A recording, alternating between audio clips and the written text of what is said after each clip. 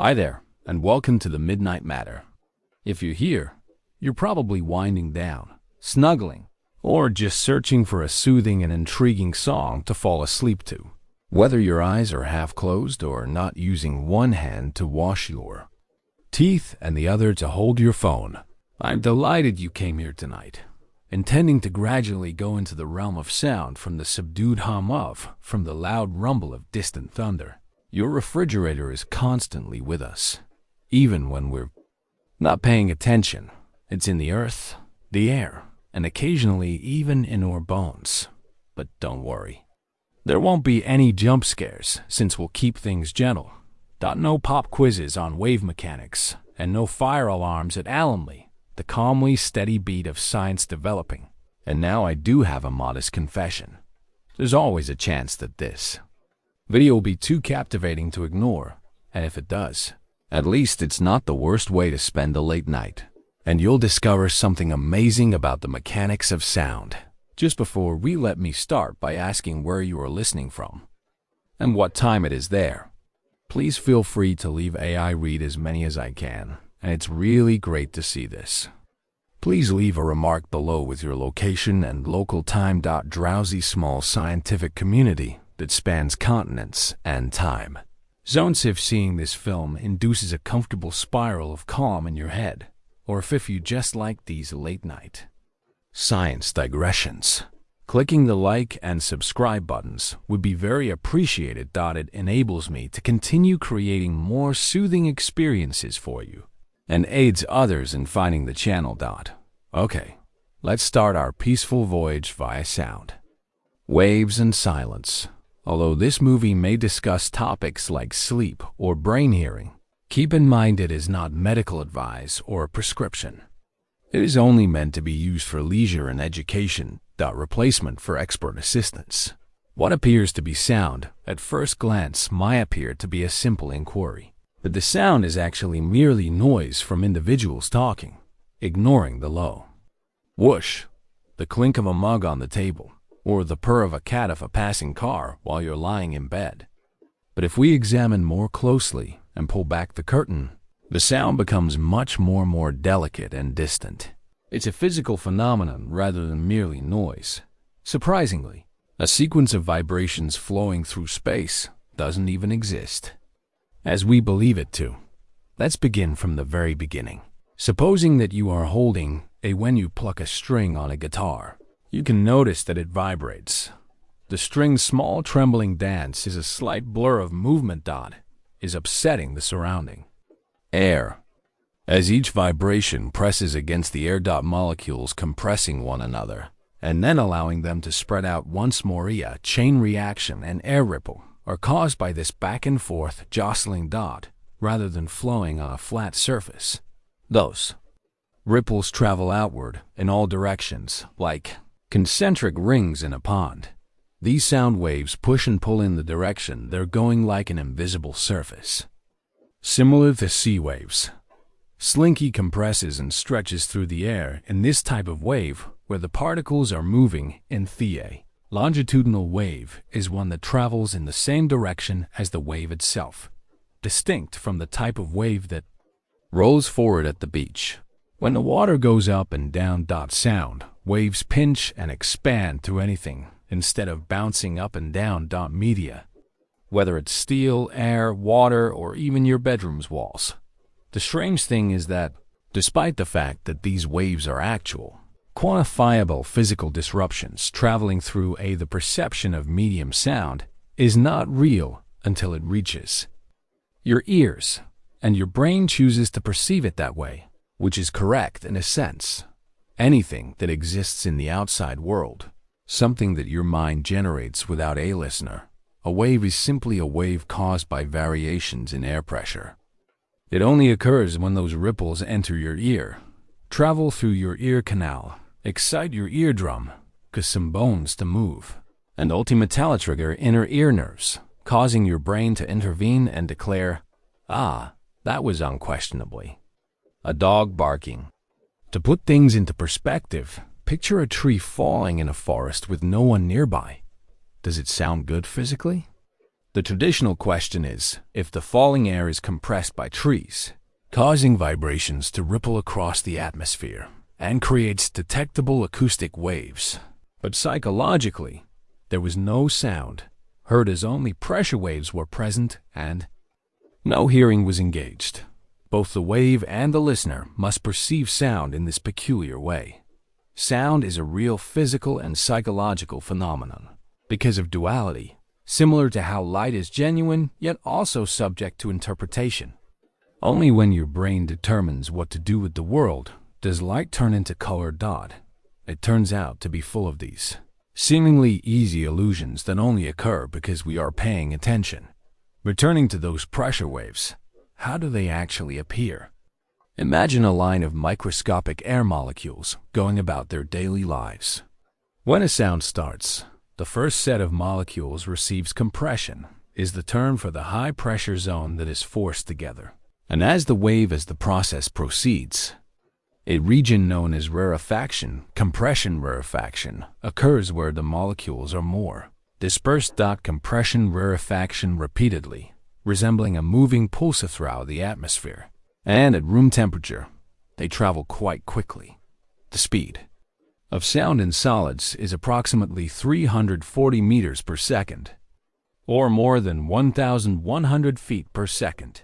Sound can travel significantly more quickly, sometimes several times faster, where particles are packed closer together. Indeed, a rumble may reach you long before the train does if you press your ear to a railroad track. Is intriguing, even though it is not advised as a daily exercise. Although not all, there are two types of sound waves, low and slow.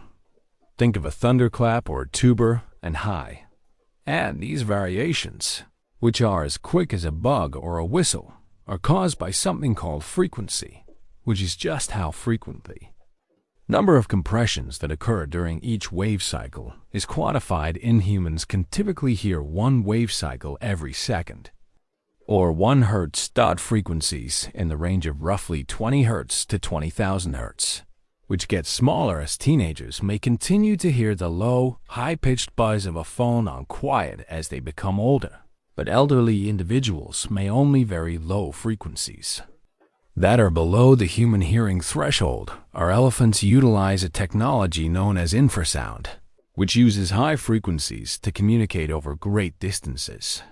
They are known as ultrasonic bats. Dolphins and even some moths can sense it. And humans can utilize ultrasonography as well, though not for listening. Ultrasound is used in medicine to look into the body without cutting. It only uses frequencies to make noise. We will never hear it. You may ask whether sound is merely vibrations or if it can pass through anything. The answer is practically anything in space, where there is virtually no air, as long as there are particles to push around. Sound cannot, since there are no molecules to transmit the vibration during flight. Space is actually hauntingly quiet. Meteor impacts, explosions, and starbursts all become utterly silent. To the actual soundtrack of the universe would be a chilly one. Even though human ear sci-fi films might include dramatic booms and whooshes, on Earth, sound is present everywhere, even in the rushing wind, despite the echoless silence. As your home cools at night, you may hear your ceiling fan clicking through the trees and the soft sound of a creak of wood. There are frequently layers of subtle, low-frequency sound in what seems like absolute quiet that we aren't aware of. Our mind and ears are always monitoring and analyzing. Even when we're sleeping, sounds are particularly strongly associated with emotion and memory. A little tune can bring you back 10 years. One voice can soothe or enthrall you, but we frequently consider sound to be nothing more than informational messages, alerts, and notifications. It's also an emotional thread that runs through our life. A cat purring can lull you to tears, and a lullaby can make you cry. The sound of a spoon clinking in a cup may put you to sleep. But what is it really? It's motion. It's physics and pressure. But it's also experience, perception, and interpretation. It's a wave that starts in the outside world and finishes in your head. It's the soft tug of molecules and the tailies. If you could slow down time and zoom in close enough to observe, they would inform us when we decide to listen. Even when things appear normal, you would notice something odd about individual air molecules. Nevertheless, the air is a sea of unseen particles and is never truly at rest. Imagine it in the middle of the dance, dancing in all directions and slamming into each other like caffeinated ping pong balls. A guitar string begins to vibrate as a result of all this microscopic mayhem. The vibration of a phone speaker's vocal cord stirs the surrounding air, producing tiny pockets of compression by forcing molecules forward. Then, similar, each molecule in a line of falling dominoes pushes the one before it, causing the disruption. Is what we refer to as the wave that is carried forth by molecule after molecule, a sound wave. But what is a wave exactly? A wave is just a channel through which energy can flow. Imagine a stadium full of people doing something in space without the object really moving very far. Instead of running around the field, each participant simply gets up and sits down. But the wave's overall motion seems to go across the stands. Sound functions similarly, and the energy of even if the individual air molecules now just jiggle back and forth in place, the initial vibration still moves ahead. Some waves bounce up and down like the water's surface, but not all waves are made equal. These are known as transverse waves, where a sound is a longitudinal wave instead. This indicates that, like someone pushing a slinky back, the vibration travels in the same direction as the wave. Instead of jumping up and down, the coils squish together and stretch out in response to the motion as they go back and forth across the floor. Two significant areas in the wave where the air molecules are compressed together are produced by this stretching and squashing. When they're more dispersed, we have what's known as rarefaction or compression. These graceful looping arcs would resemble a sine wave if you were to plot this on a graph. That graph actually depicts pressure with time, with high pressure during compression, as you may recall from math class. Low pressure at a rare moment of passion that keeps repeating as the sound wave travels through the atmosphere. One of these waves' primary characteristics is wavelength, or the separation between compressions. If you imagine the sine wave pattern once more, it represents the separation between the peaks of two longer curves. Wavelengths are associated with lower-pitched sounds, such as the soft bass notes of a lullaby or a tundrcla. Higher-pitched noises, such as birds tweeting or the whine from an old kettle simmering on the stove, are produced by shorter wavelengths. The frequency, or the number of wave cycles, is another crucial feature. The unit of measurement for each second frequency is hertz. 1 hertz is equivalent to 1 cycle per second. The musical note A above middle C is played at 440 hertz. It indicates that the air surrounding your ear is vibrating 440 times per second. 1 second, which is quick, and our ears are remarkably sensitive to these changes in frequency. Even a small one can alter our perception of sound. Additionally, wave speed in sound travels at around 340 meters per second in normal air at ambient temperature, which is you can hear someone clapping their hands across the room at a speed of roughly 1,150 feet per second. Almost instantly, but slowly enough to let you to count the seconds during a thunderstorm. Light travels a distance between a lightning strike and thunderclap to determine the storm's distance. The delay is caused by sound taking its sweet time, not shy lightning. It is 1,000,000 times faster getting to you. The interesting thing is that sound travels at a variable speed in materials with densely packed atoms. It is dependent upon the medium it is passing through. For instance, sound waves can travel much more quickly through steel when they are closely packed together. Travels at more than 5,000 meters per second, which is more than 15 times faster than air in water at a speed of about 1,500 meters per second, which enables whales to communicate across the water effectively and efficiently transports their tunes over great distances in the ocean. Far lower energy loss than air would. And speaking of media, let's discuss what occurs when sound waves hit obstacles like floors or walls. Enigmatic space behind the refrigerator when a wave strikes a few objects can occur. Some of the energy is absorbed and transformed into an echo that bounces off a canyon wall. Small quantities of heat within the substance, some of which could be transferred to the opposite side. Particularly, have you ever noticed how speaking into a pillow alters the sound of your voice because the material is thin or flexible? The soft, porous surface of the cushion absorbs a large portion of decreasing the reflections and dampening the wave of sound energy that would otherwise make your voice seem stronger. Well, a similar idea is applied in recording studios where foam is more resonant.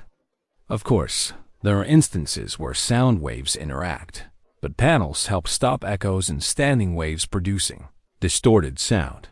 When two or more sound waves interact with one another as well, here is when things become quite fascinating and rather mystical. Interference is the phenomenon when two waves collide and add together if their compressions line up. Constructive interference is the process by which a compression and a rarefaction combine to produce a louder sound, can eliminate harmful interference from one another, causing the sound to fade or even completely vanish. The idea behind noise-canceling headphones is that they produce a wave of sound that efficiently cancels out the background noise around you before it reaches your ears. You might not be aware of it, but sound waves can bend your ears because of a phenomenon called diffraction, which allows you to hear someone calling your name even when they're standing close to the lower the frequency. The more easily the waves may fill in gaps and bend around obstructions. Bass tends to travel through walls and closed doors more readily than treble because the wave diffracts better.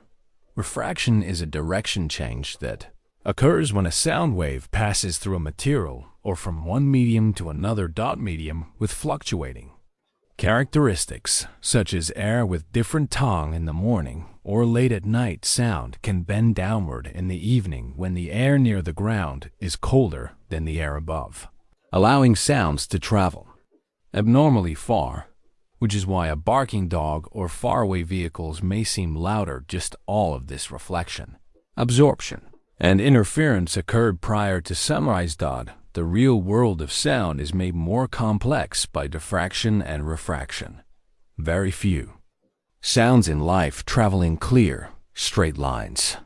Instead, the majority of what we hear is a stunning jumble of intertwining waves that bounce, bend, and melt together, eventually making it to our ears. If you're listening to this while lying in bed, your ears may be picking up on everything beneath tiny noises added in the background, such as a fan sound, the creak of all of those sounds, the floors, the quiet silence of your breath. Your body has transformed into the little ripple in the surrounding sea of air that can only be heard. Interpreter of an unseen symphony, transforming pressure variations into something significant occasionally. There is even a musical element that reveals the wonder of sound beneath the surface. All that exists is energy, traveling via a medium and molecules colliding with one another.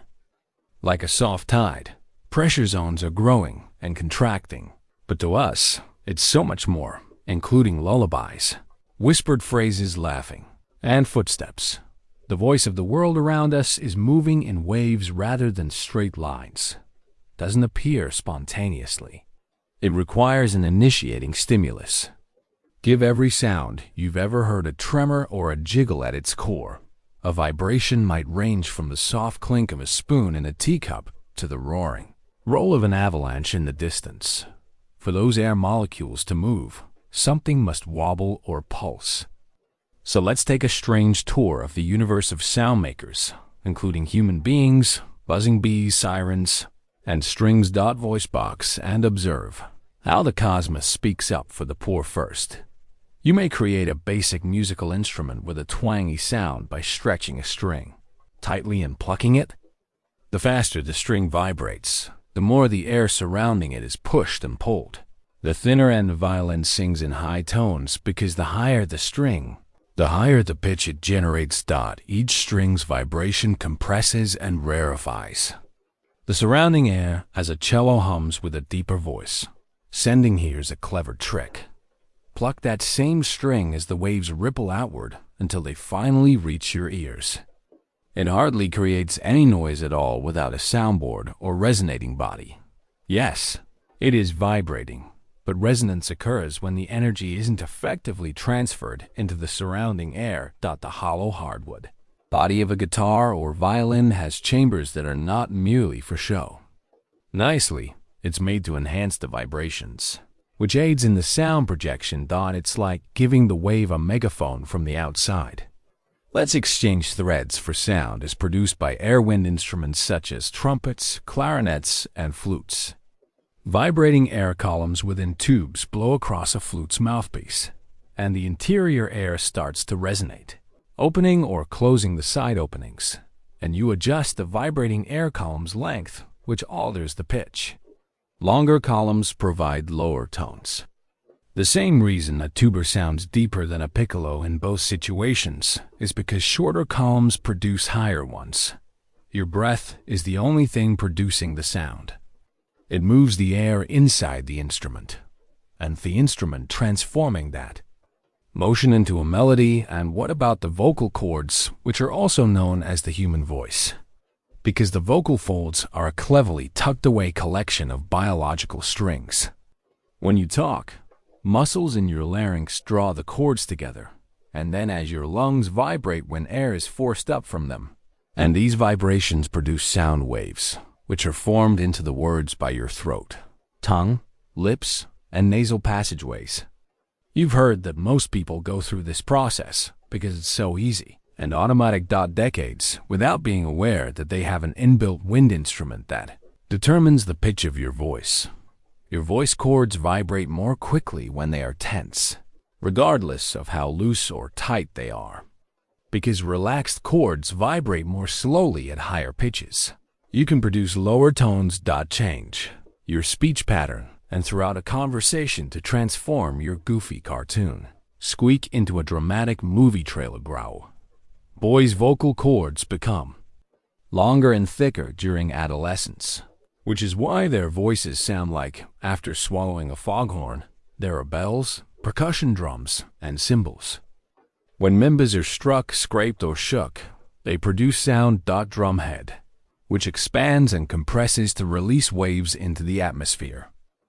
When a bell is struck, its whole body vibrates. Each material has own inherent frequency, is a sort of preferred vibrational pattern, which is why, even though they are the same size, the density, shape, and stiffness of a metal triangle and a wooden block sound different. All of the components affect the final sound. Some instruments don't even require strings, tubes, or membranes, although the legendary sea-dwelling sirens are also fascinating. Thea, traditional rotating siren of the mechanical air raid kind, operates by quickly pressing air through a rotating disc that has holes in it, and as the holes go past a stationary point, they chop the air periodically to produce pressure sound wave bursts. The pitch rises as the disc spins more quickly. This is a direct translation of no strings or readings, and needed to convert mechanical action into acoustic energy. Now, let's explore the natural world. It turns out that bees create a lot of noise because of their wings. Flap extremely quickly, frequently more than 200 times per second, producing very little pressure. Stridulation is the technique by which crickets rub their wings together to produce their chirps in the airwaves. Specialized vocal structures are used by bats and dolphins to produce high-frequency squeals and clicks for echolocation.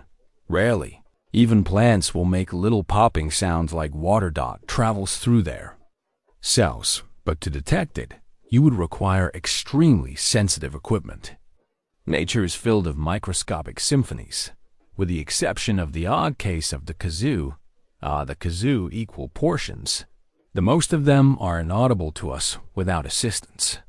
This little instrument is both lovely and bothersome, but instead of blowing, it doesn't produce the sound you might expect. Like a flute, you hum into it, creating a thin membrane in the process. It is formally classified as vibrating inside, to distort the sound and give it that distinctive nasal buzz. Perhaps it isn't elegant as a phone membrane, a device that generates sound by means of a vibrating membrane. However, it serves as a humorous reminder that sometimes complexity isn't necessary to create noise. All it takes is a little buzzing. Sound can also originate from friction rubbing. On your riff, you wrap your finger around the rim of a wine glass. The glass will start to hum. What's going on here is that, if the frequency fits the natural resonance, the action of your finger is creating minute vibrations in the glass itself, causing those vibrations to intensify the sound. Turns into a singing bowl that emits its own voice into the atmosphere. Speaking of resonance, it's important to note that the frequency at which the majority of sound-producing systems vibrate most readily is known as the sweet spot. An object's resonance frequency is reached when it is excited, reacts with a lot more amplitude, which makes the sound richer and louder. The reason why a vocalist can break a wine glass under certain circumstances if they sing loudly enough and strike the precise frequency that corresponds to the glass's inherent resonance. The glass will vibrate more and more till it cracks if you wait long enough. But before you depart, it's helpful to keep in mind that not all resonance frequencies lead to problems when evaluating your vocal range on everyday objects. To annihilation. In actuality, the majority are just the ways that objects choose to express themselves. A drum shell reverberates to increase the string sound, while a violin body reverberates to deepen the tone in your bathroom, which strangely resonates at the ideal frequency to sound like a Grammy-winning voice. If you sing in the digital world while taking a shower, with the development of synthesizers and computer audio systems, sound production advances even further. It is possible to produce noises without any physical vibration at all. Electrical signals are altered to create completely new waveforms or to mimic those of actual instruments. Three fundamental shapes are a sawtooth wave, a square wave, and a triangle wave, utilized in digital synthesis by modifying their combinations, amplitudes, and frequencies. We can create the appearance of sound without using any air to pluck or puff. It's a little surreal. Now, with the correct calculations and software, we can simulate the sound of a violin without one and the sound of thunder without one. Storm. And even though these noises are produced by ones and zeros, they nevertheless pass through. The method may include speakers, forcing actual air molecules into our actual ears. Start technologically, but it concludes in the same antiquated manner, with air vibrations and brain interpretation. All of these mechanisms, whether they are man-made or natural, adhere to the same fundamental principle. Something must move in order for something to vibrate.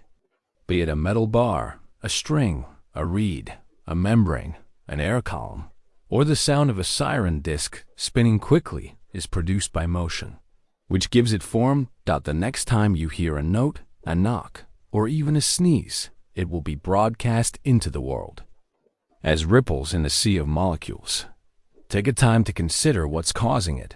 A series of events that lead to the physical world gently taps you on the shoulder, asking whether you're paying attention, because if you're there to hear it, you're a part of something that vibrates and talks. There is a favorite party trick that the conversation sound completely refuses to move alone, in contrast to light, which can swiftly traverse space alone. A sound traveler on a cosmic road trip needs companionship. It requires a medium substance to pass through. Without it, there is only an uncomfortable vibration to endure. You can vibrate as much as you like in a vacuum during a ride, but nobody will hear you. Scream, chant, or make a poignant speaking sound only when it carries it along by pushing against something. Thus, what is the medium that sound adheres to? Most often for us humans, it's the air. The thin, invisible layer of the gas that is all about us is ideal for carrying the noises that we are accustomed to hearing each time a sound is created. A drum hit a word and then heard a cat yowling as you passed it. When done incorrectly, it alters air pressure, which causes ripple effects traveling across innumerable air molecules that rub against one another like a boisterous concert goer. Every molecule collides with its neighbor, sending the initial vibration's energy in all directions. Yet air isn't the only material through which sound can travel. In fact, it's not even the most effective substance whose particles are sufficiently enough to one another to transmit the vibration. It comprises liquids and solids as well as gases like air. And this is where things become intriguing, because sound can travel through denser media more quickly and effectively, which could appear illogical at first. You may assume that a heavy, thick substance would slow things down. Yet it turns out that vibrations can move from one particle to the next more quickly when there are more of them, packed closely together. Let's dissect it using a straightforward analogy in room air, as energy doesn't need to travel as far between hits. The speed of thermal sound is about 340 meters per second, which is sufficient to traverse a football field in less than a second in water. Yet sound travels at a speed of roughly 1,500 meters per second, over 4 times the speed of air. And in a solid like steel, try around over 15 times the speed of sound in air, or 5,000 meters per second, is equivalent to giving sound in contrast to a bicycle. A high-speed train explains why if you put your ear vibrations against a railroad track may cause you to hear an approaching train before you really hear it. The reason for this is that they are moving through the solid steel rail far more quickly than they are through the surrounding atmosphere. Underwater, aquatic creatures such as dolphins and whales use sound to communicate over great distances. Low-frequency whale cries can travel hundreds of kilometers due to the ocean's exceptional sound conductivity. Naturally, every medium has its peculiarities, even in the deep sea, because sound doesn't necessarily sound clearer when it passes through solids more quickly. Sound clarity and its ability to maintain its inherent characteristics might be impacted. How much the wave is absorbed or distorted by the medium. For instance, whereas aqueous sound transmission is facilitated by concrete walls, which are also excellent at reflecting and dispersing sound, create an echoey or garbled sound. Or alternatively, something like a gentle much of the sound energy is absorbed by the blanket, reducing it to almost nothing. Temperature also affects sound transmission, particularly in gases where warmer air molecules travel more quickly. If you've ever noticed how far away sound travels in warm air, it's because warm air uses energy more efficiently. On a cold morning, sounds appear clearer or more distinct, in part due to the speed differential. Cold air close to the Earth might operate as an odd method for waves to bend, or REF, arcade to acoustic lens, which bends the sound's travel downward to reach your ears more directly. Now, let's consider the alternative. The most well-known is arguably outer space, which is an extreme location without a medium or a vacuum. Although the vacuum isn't entirely empty, it's sufficiently empty to make a sound for everyone. It is impractical to travel through, which is why spectacular space battles in films with exploding engines, the dramatic orchestral stabs and roars, are just works of art. You would watch it happen if you were hovering close to a spaceship when it exploded, that there would be complete silence, no boom, no sizzling, no escalating crescendo of peril, simply peaceful, gorgeous emptiness. It could be a good Idea to whisper a lot for Dolby Surround, even in locations where, depending on its characteristics, a medium sound can react differently. For instance, helium. You've surely heard what happens when someone breathes in helium and speaks. Their voice becomes cartoonishly squeaky. Fast forwarding to the character's situation. The helium density is significantly lower compared to air. And the sound speed in helium is noticeably greater because sound waves travel more quickly. They alter your vocal tract's resonance frequencies. Your vocal cords don't truly vibrate more quickly when you emphasize your voice's higher harmonics. It's just the physics behind the giggles is that it alters the way your voice echoes. But there is a counter effect if you breathe. For the record, using a heavy gas such as sulfur hexafluoride should only be carried out in safe, regulated environments. Your voice falls to a ridiculously low Darth Vaderic growl, which has the opposite effect. This is because the denser gas slows down sound, changing how it travels through your throat and highlighting thellower tones. The mechanics are the same, but they're presented in various media. Gases, liquids, and solids that influence the sound's path and the composition of a material is also important. For instance, a lattice of steel beams can support a hollow wooden floor that vibrates in intricate and occasionally unforeseen ways can turn into a drumhead.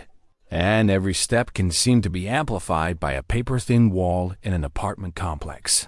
Materials don't just conduct when you hear your neighbor's TV at 2 in the morning.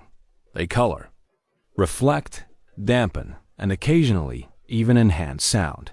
Although there are several exceptions and trade-offs, sound generally travels better through denser materials. For example, foam. Although it is a solid in theory, recording is made possible by its superb sound-absorbing, spongy, porous structure. Foam panels are used in studios.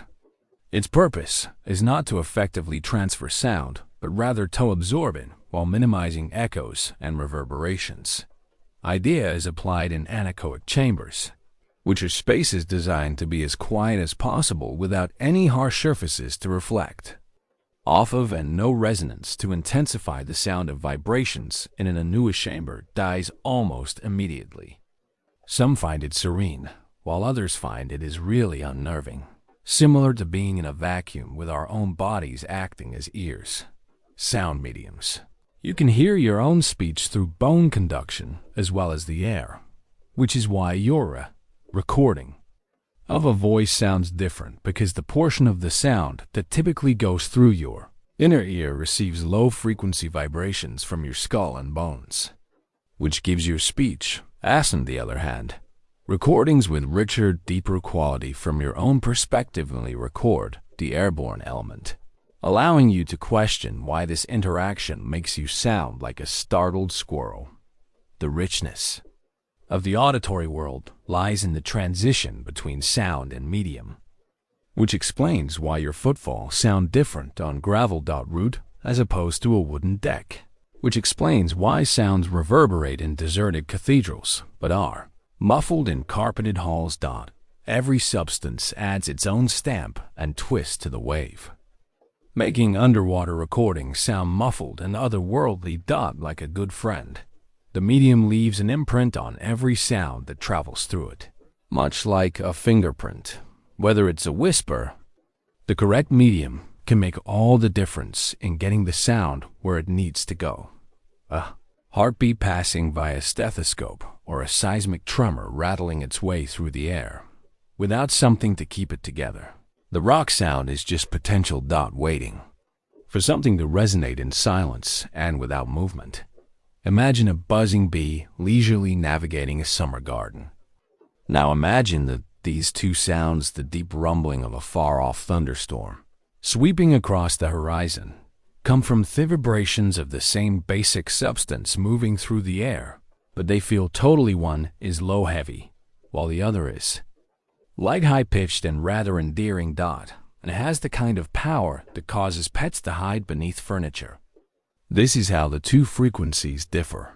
One of the most crucial aspects of sound is frequency, which explains why some sounds make us tense while others pitch. The musical phrase for how high or low a sound is what lulls us to sleep. Is. And. Although the word frequency may trigger unpleasant recollections of arithmetic class, it's actually only a count of how often something occurs in a second. Specifically, the frequency of a sound water takes 1 second to finish a full cycle of compression and rarefaction, which we measure. 1 Hz is equivalent to 1 cycle per second, while 10 Hz is equivalent to 10 wobbles per, that's 1000 micro. Hertz second. Every second, pressure waves squeeze through the atmosphere and into your ears, which are incredibly sensitive.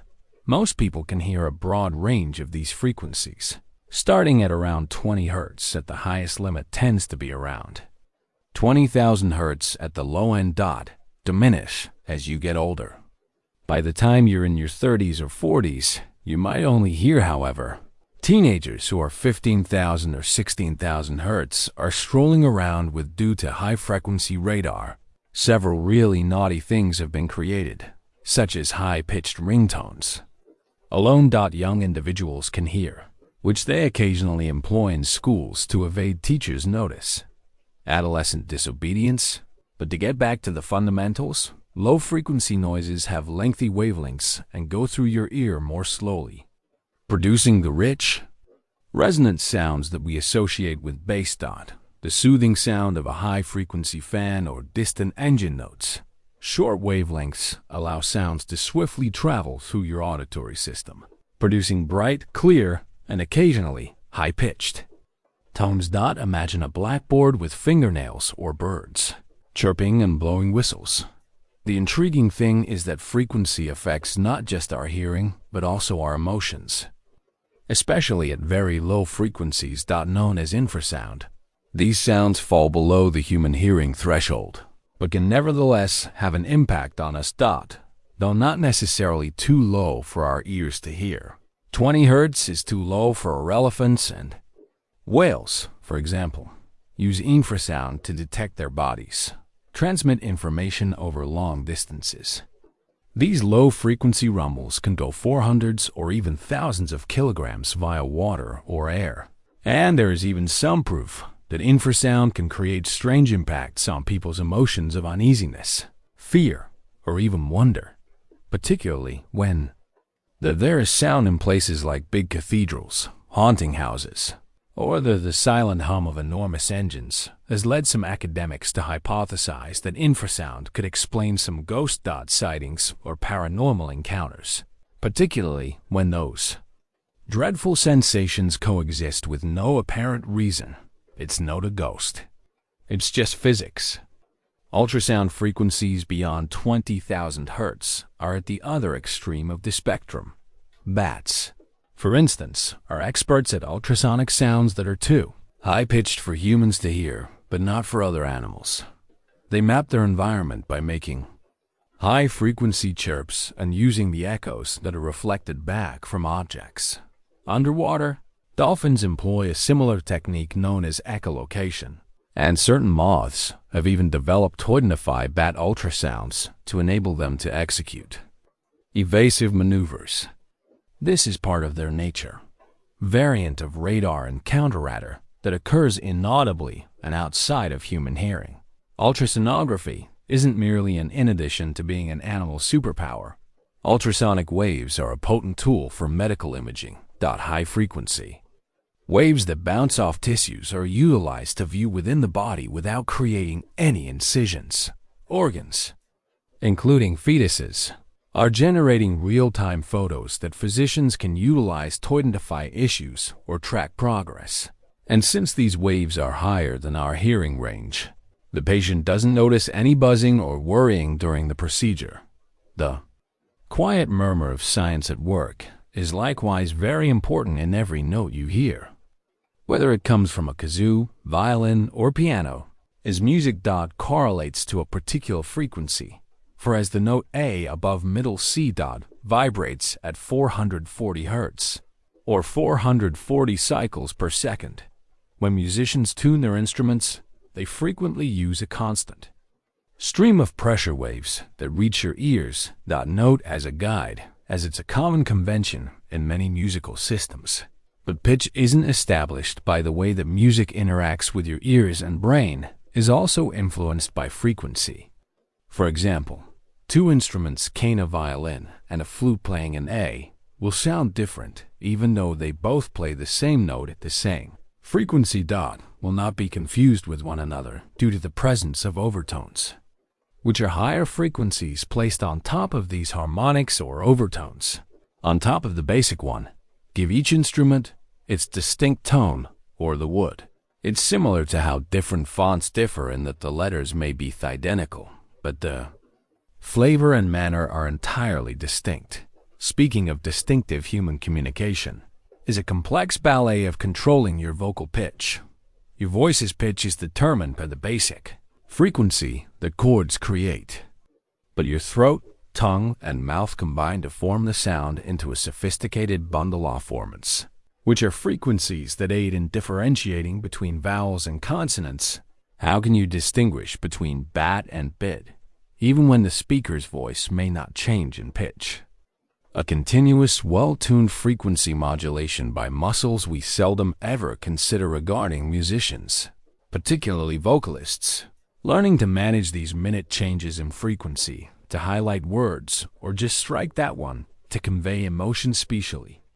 Difficult note. In fact, your brain is incredibly adept at processing pitch. It doesn't take a musical background to notice when someone is sour. You can usually tell when they're even a little off tune. Keep in mind that your brain is wired to anticipate a specific pattern, and when something goes wrong, it raises a small mental red flag. That wasn't quite right. Additionally, frequency affects how sound functions in various settings. You can frequently hear frequency sounds since they tend to travel farther and are less likely to be absorbed by materials. Rumbling of a subwoofer or the thud of a bass drum through floors and walls. Even while higher-pitched portions of the high-frequency sounds, however, are more readily muffled in music, because they can be absorbed and dispersed by soft furnishings, drapes, and even your own body. Noise at higher frequencies, canceling headphones, do very effectively because they may actively produce the opposite soundwave to block out such harsh, obtrusive sounds, which is interesting given how we see. Additionally, volume can affect pitch. The Fletcher-Musin curves demonstrate that human ears are more sensitive to specific frequencies at specific levels, and less sensitive to extremely low and very high volumes at low volumes. Frequencies, which is why gentle music may sound flat or boring, while richer bass and dazzling treble make the same music sound even better when played louder. Some audio systems even come with a boosting low and high frequencies at lower volumes, with a loudness button to make up for this inherent peculiarity in our hearing, as well as the Doppler effect, one of the more fanciful consequences of frequency. That you've most likely felt it as an ambulance or car sped by you as it got closer to the sound of its siren or engine hager, and the pitch abruptly decreases as it moves away. This shift is brought on by the motion of it's a moving illustration of the sound source, compressing or extending the waves in relation to your position. Illustration of how motion and frequency are ultimately closely related. The characteristic that distinguishes a mosquito's buzz from a cello's growl is frequency. It's interwoven into language. Between a happy whistle and a booming scream. Our perception of the world is influenced by music. Emotion and nature communicates with us. So whether it's a bedtime lullaby or the purr of 8, all comes down to the sound of a faraway machine or a kitten curled up next to you. Could adjust the frequency of those unseen waves that move continually across the atmosphere, carrying the pitch pattern and pulse of life itself. Picture yourself in a symphony hall that is deserted. Imagine whispering a single, quiet syllable and having it slowly bounce off the walls, becoming fainter with each echo. Instead of clapping, Your hands. A sudden, harsh crack fills the room. Why does it seem like the clap is so much louder than the whisper right away, even though it originated from you, and both of you put forth roughly the same amount of work? The solution is not in pitch or frequency, but in the simplest terms. Amplitude is the height of the sound wave and how it corresponds to what we experience as volume. A sound wave's amplitude is a measurement of its size, not its length or frequency, of repetition, but rather its strength. As it passes through a medium, pressure changes are like a wave on the ocean. A slight ripple hardly impacts the surface. A huge wave raises entire boats with the same overall shape. But the energy in the sound is low amplitude indicates a quiet sound, whereas high amplitude indicates a loud one. This is what provides the wave volume. Similar to how ocean waves transport sound waves, there is a difference between a whisper and a scream, even if they have the same pitch. When you raise up the volume on a speaker, you're not altering the frequency or sending energy through space. By simply increasing the amplitude, the speaker cone pushes and pulls the air more in accordance with the pitch of the song, firmly producing greater pressure shifts and more intense vibrations that strike your eardrum. Depending on the genre, your brain perceives that as, wow, that's loud. Either grabs the volume knob or begins a spontaneous dance. We use decibels to measure sound volume. The logarithmic decibel scale simply means that the sound at 60 decibels doesn't increase in smooth. Even stages is many times louder than one at 30. In fact, every rise to human senses, a sound of 10 decibels is almost twice as loud. Hence 70 decibels it's a cunning little scale where 80 is twice as loud as 70, and twice as loud as 60.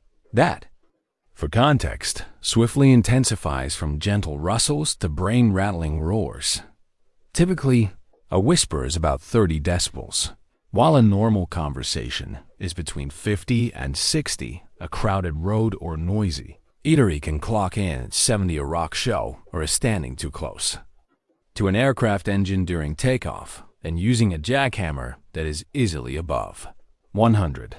That's significantly higher than the pain threshold of 120 decibels. Therefore, you're not merely your bones start to quiver when you hear the sound, as if your skeleton is attempting to join the rhythm section. In fact, sustained exposure to noise levels higher than 85 decibels can harm hearing over a period, which is why biologists and construction workers wear ear protection. If someone can hear your music from the other side of the room, I suggest lowering your headphones to a manageable level. It's likely that your cochlea is now silently complaining while you're using headphones, since a sound is we like loud music, enthusiastic crowds, and the deep roar of thunder. But volume doesn't have to be unpleasant. Influences our interpretation of emotion. A kind voice might be comforting, personal, or even filmmakers may become enraged or excited by a clandestine, loud voice. Use this to your advantage. Have you ever noticed how silent a horror film gets? Prior to something purposefully jumping out, it prepares your ears and your nerves that make the abrupt sound blast seem significantly more terrifying and loud than it actually is. But our impression of volume is not the same as all. Loudness. Is also affected by frequency. People's ears are more sensitive to middle-range noises, especially those between 100 and 5,000 hertz, as human speech typically occurs there. Therefore, a low-pitched chirp and a high-pitched rumble may not sound as loud at the same decibel level. Even though the chirp's real intensity is the same, it may feel more piercing.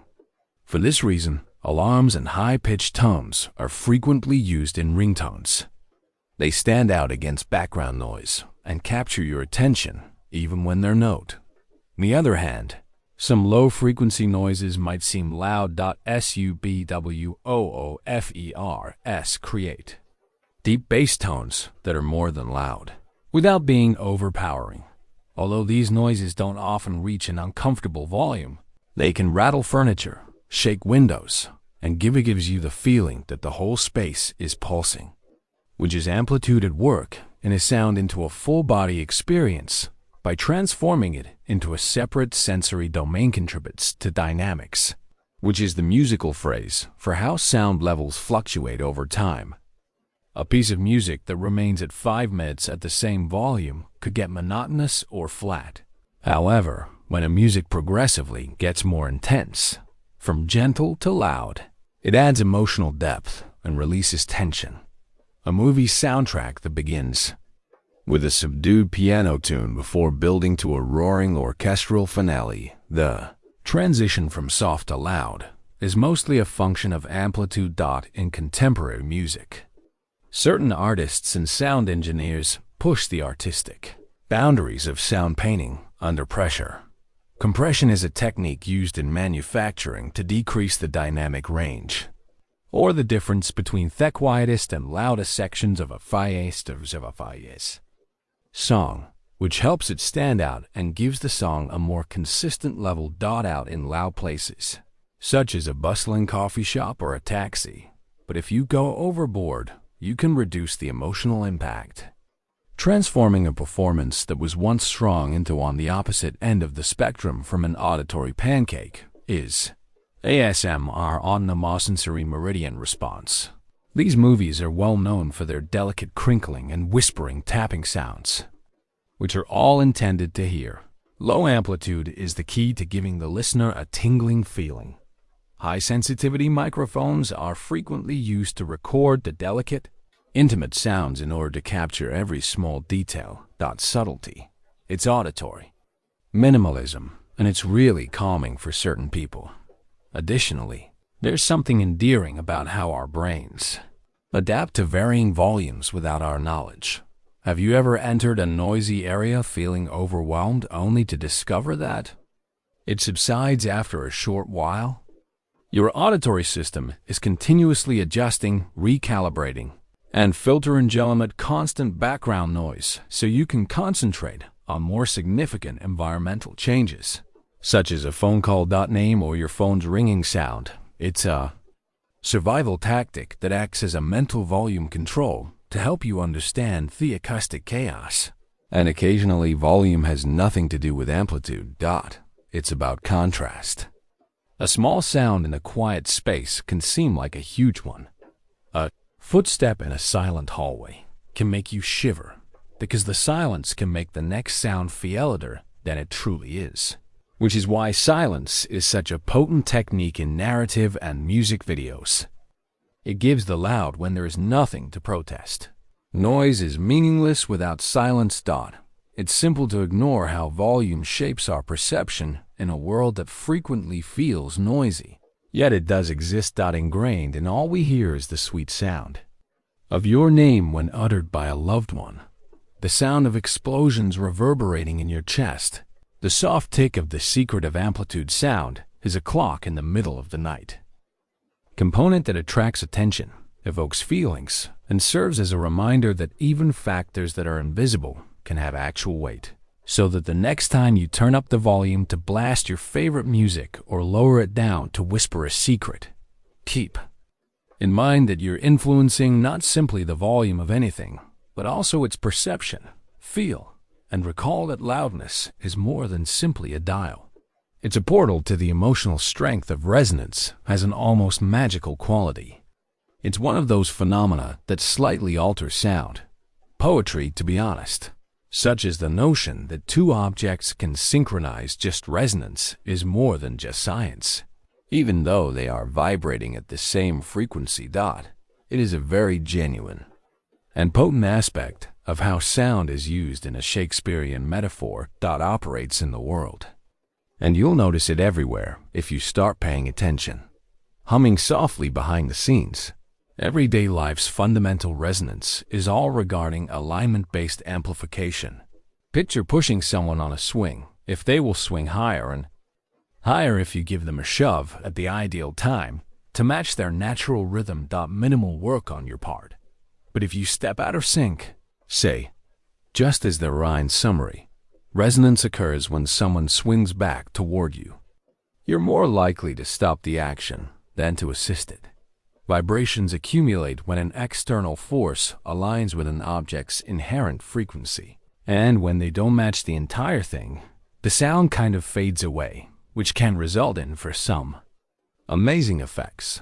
Lightly tap a tuning fork, for instance, and place it close to another tuning fork that has the same natural frequency as the one that vibrates at that particular frequency. Touching it and observing how the second fork begins to vibrate as well. Like two strangers, they are resonating and in tune with one another through the sound waves moving through the atmosphere. Finding harmony when humming the same song across a room is a concept that extends beyond physics and metal forks.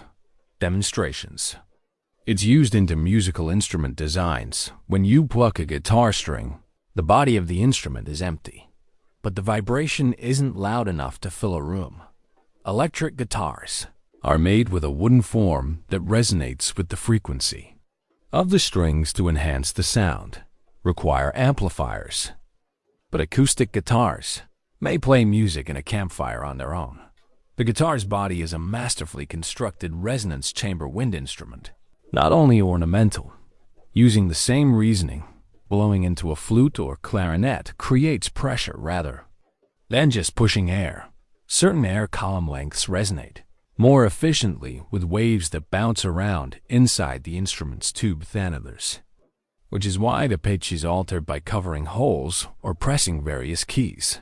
The vibrating air column is being pushed toward new resonance frequencies by changing its length.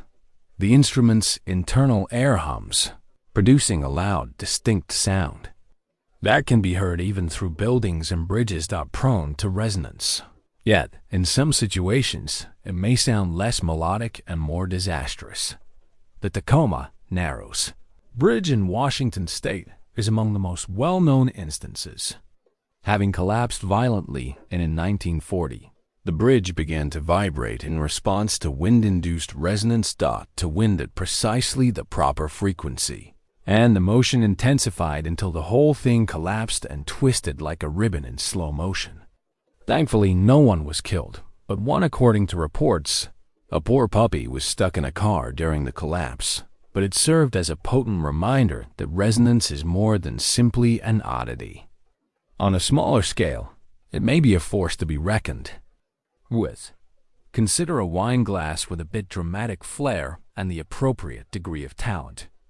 This will give it a more musical scale. When a wet finger is placed around a glass's rim, the glass produces a high-pitched tone vibrating at its inherent frequency, excited by the friction of your finger. And if you strike the sweet spot correctly, the sound will appear and intensify. Some vocalists can even singing the right note loudly enough will break glass. The key is the same the glass's resonance frequency and continue to vibrate until the amplitude reaches the breaking point. It turns out that the human voice is a marvel of persistence and precision rather than volume. When we sing or speak, the vocal cords in our larynx are used for resonant engineering. Vibrate to create sound. But that sound is only the start of the true shaping process, and selective amplification takes place in our resonating cavities, which are throat, mouth, and nasal passages. Each person's own voice sound by enhancing some frequencies and dampening others. Singers learn to modify their tongue position and mouth shape to optimize resonance, giving their voice a richer and stronger without necessarily becoming louder. It combines elements of acoustics and resonance between biology and magic also appears. In surprising, have you ever been traveling on a highway when something in the vehicle begins to hum at a certain speed? Rattling it could be a loose cup holder or dashboard panel. Vibrations from the engine or the road cause it to reach its native frequency. And all of a sudden, your tranquil drive is accompanied by a vibrating cup's nasal whine, which is a little unpleasant. But it's also quite amazing that your car is unintentionally carrying out a careful science experiment in construction.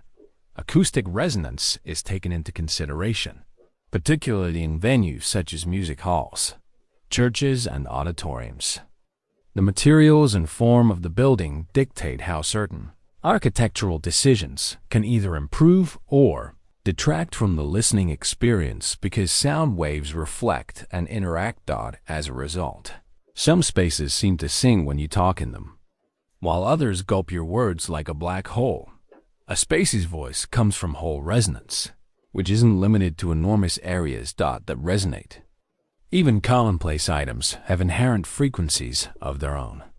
Tap a table, mug, or metal railing, and certain materials resonate, and you will hear a distinct tone that is the object's resonant response to being disturbed, distinctly and exquisitely, such as crystal or certain metals, whereas others, such as foam or because fabric dampens vibrations quickly. Draped curtains can lessen echoes, and the purpose of the strangely curved foam tiles that line recording studios, they're not only decorative ethically, placed to avoid undesired resonance and reflections that can impede. Electronic recordings resonance in systems is also important. Radio tuners, for example, operate by determining the resonant frequency of a circuit that responds to a particular radio signal. When the radio wave corresponds to the inherent frequency of the receiver's components, the signal is strengthened. An audible without nature interferes with resonance tuning, making it a much fuzzier and less pleasurable experience in the resonance game. Certain insects, like cicadas, employ body parts as resonating structures to intensify their cries. Possess unique organs known as tymbals that, when flexed, generate sound. Their hollow abdomen cavities serve as resonance. The buzz is amplified in chambers, reverberating through summer evenings like a small chainsaw in the treetops. Like birds do, something like their airways and vocal sacs. And even the common frog participates by expanding its throat pouch to build a croak-resonant chamber that can traverse ponds and marshes. Your favorite noise-canceling headphones also use resonance, but in a less obvious way. Although their primary method of sound cancellation is destructive interference, its efficacy is affected by the resonant qualities of the ear cups and headphone materials if the internal parts resonate at the exact sounds you're trying to filter out can be amplified by incorrect frequencies, which is why high-quality noise, because of their precision engineering. Noise-canceling headphones are able to control their own sound rather than just absorb it. Additionally, internal resonance is likely one of the most intriguing and personal manifestations of resonance into emotional reaction. Consider a certain song that chills you. It's not just the melody or the lyrics. It's how the note frequencies fit your body and mind. Resonant patterns produced by specific harmonies are incredibly fulfilling. Certain musical intervals are referred to as consonant. For a reason, they resound well with one another, resulting in dissonant moments of beauty and stability conflict more violently. On the other hand, which may cause stress or unease at its core, music is a game of resonance and release. But what exactly is resonance? It's the universe's method of saying, I hear you. It occurs when two objects, frequencies, and concepts come into contact, finding common ground and supporting one another. It's a whisper that becomes a yell. Despite having a scientific foundation, a tiny vibration can grow into a strong force that resonates via music. Resonance in biology, architecture, and technology serves as a reminder that sometimes the most potent outcomes originate from not by opposing the natural rhythm of things, but rather by synchronizing with it when the frequencies and timing are appropriate, match, and under the right circumstances. Even the tiniest vibration may become a symphony that sounds effortless in a figurative sense. Open your eyes and observe that you open your ears. Conversations, music, bird songs, traffic, laughing, and thunder are all filled with sound. The ticking of a clock is so smooth and mechanical that you didn't notice it until everything else was silent. That since hearing is more than just using your ears, it's simple to forget how much effort your body does in the background. Your brain plays a major role in this entire body relay system, but let's start with the fundamentals. Your ear is basically a biological microphone that detects air pressure waves, vibrations, and converts them into an understandable format for your brain. However, this microphone is a little more. It is more intricate than anything you'll find at a karaoke club and consists of several parts. Each is essential to recording, enhancing, and deciphering sound. The outer ear, or pinner, is where the journey starts and where you may see thepert that protrudes from your head that, depending on the day, either supports your sunglasses or aids in hearing. The peanut's distinctive shape aids in funneling sound, making it more than just a decorative item. Waves, particularly those originating from in front of you, into the ear canal. Also subtly asymmetric, which enables you to pinpoint the meaning of sound. If something is somewhat off to the side, above, or below you, your brain uses the information it receives from the way sounds travel through the folds of your outer ear to map out the pinna sound enters your ears, moves through the ear canal, and ultimately hits the eardrum, or when sound waves strike the tympanic membrane. This thin layer of tissue is stretched taut and sensitive. Starts to vibrate. These are extremely little vibrations, only a few billionths of a meter, but they now retain the original sound wave's whole structure and rhythm. The smallest bones in the human body are located just beyond the eardrum and are collectively referred to as the three oicals are the incus anvil, the malleus, which denotes hammer, and the s. Your inner ear functions similarly to a medieval blacksmith tools, but is extremely specialized and compact, and the vibrations of the eardrums are transferred to the malleus, which oscillates and shifts the incus, which causes the stapes to wriggle in this mechanical chain. Significantly increases the vibration strength by up to 20 times compared to what was delivered at the eardrum before transferring them to the cochlea, the subsequent ear chamber. The cochlea, a spiral-shaped structure, is where the magic truly occurs. These cells, which are roughly the size of a garden snail, are lined with thousands of microscopic hair cells and contain fluid. Unsung heroes of hearing, as a little membrane is pushed against by the stapes of the oval window, which is the base of the cochlea, causes pressure waves to ripple through the fluid inside it. Travel along the spiral, peaking at various locations along its length based on their period. Narrow low-frequency sounds move farther toward the base, where the membrane is rigid, and sounds peak close to the base, peaking cochlea close to the apex, where the membrane is more pliable and broad. Tonotopic organization is a sophisticated structure that resembles having a little with each component of the cusha tuned to a distinct note. Imagine a piano keyboard curled up inside your skull. Now return to those. Each hair cell has stereocilia, which are bundles of microscopic hairs on top. These hairs flex as the pressure waves pass through the clear fluid, which allows small ions to electrical signals that are transmitted to the brain through the auditory nerve are caused by channels in the cell membranes, and voila, sound originates in the brain rather than the ear. Yet hearing doesn't stop at detection. Your brain is more than simply a passive sensor.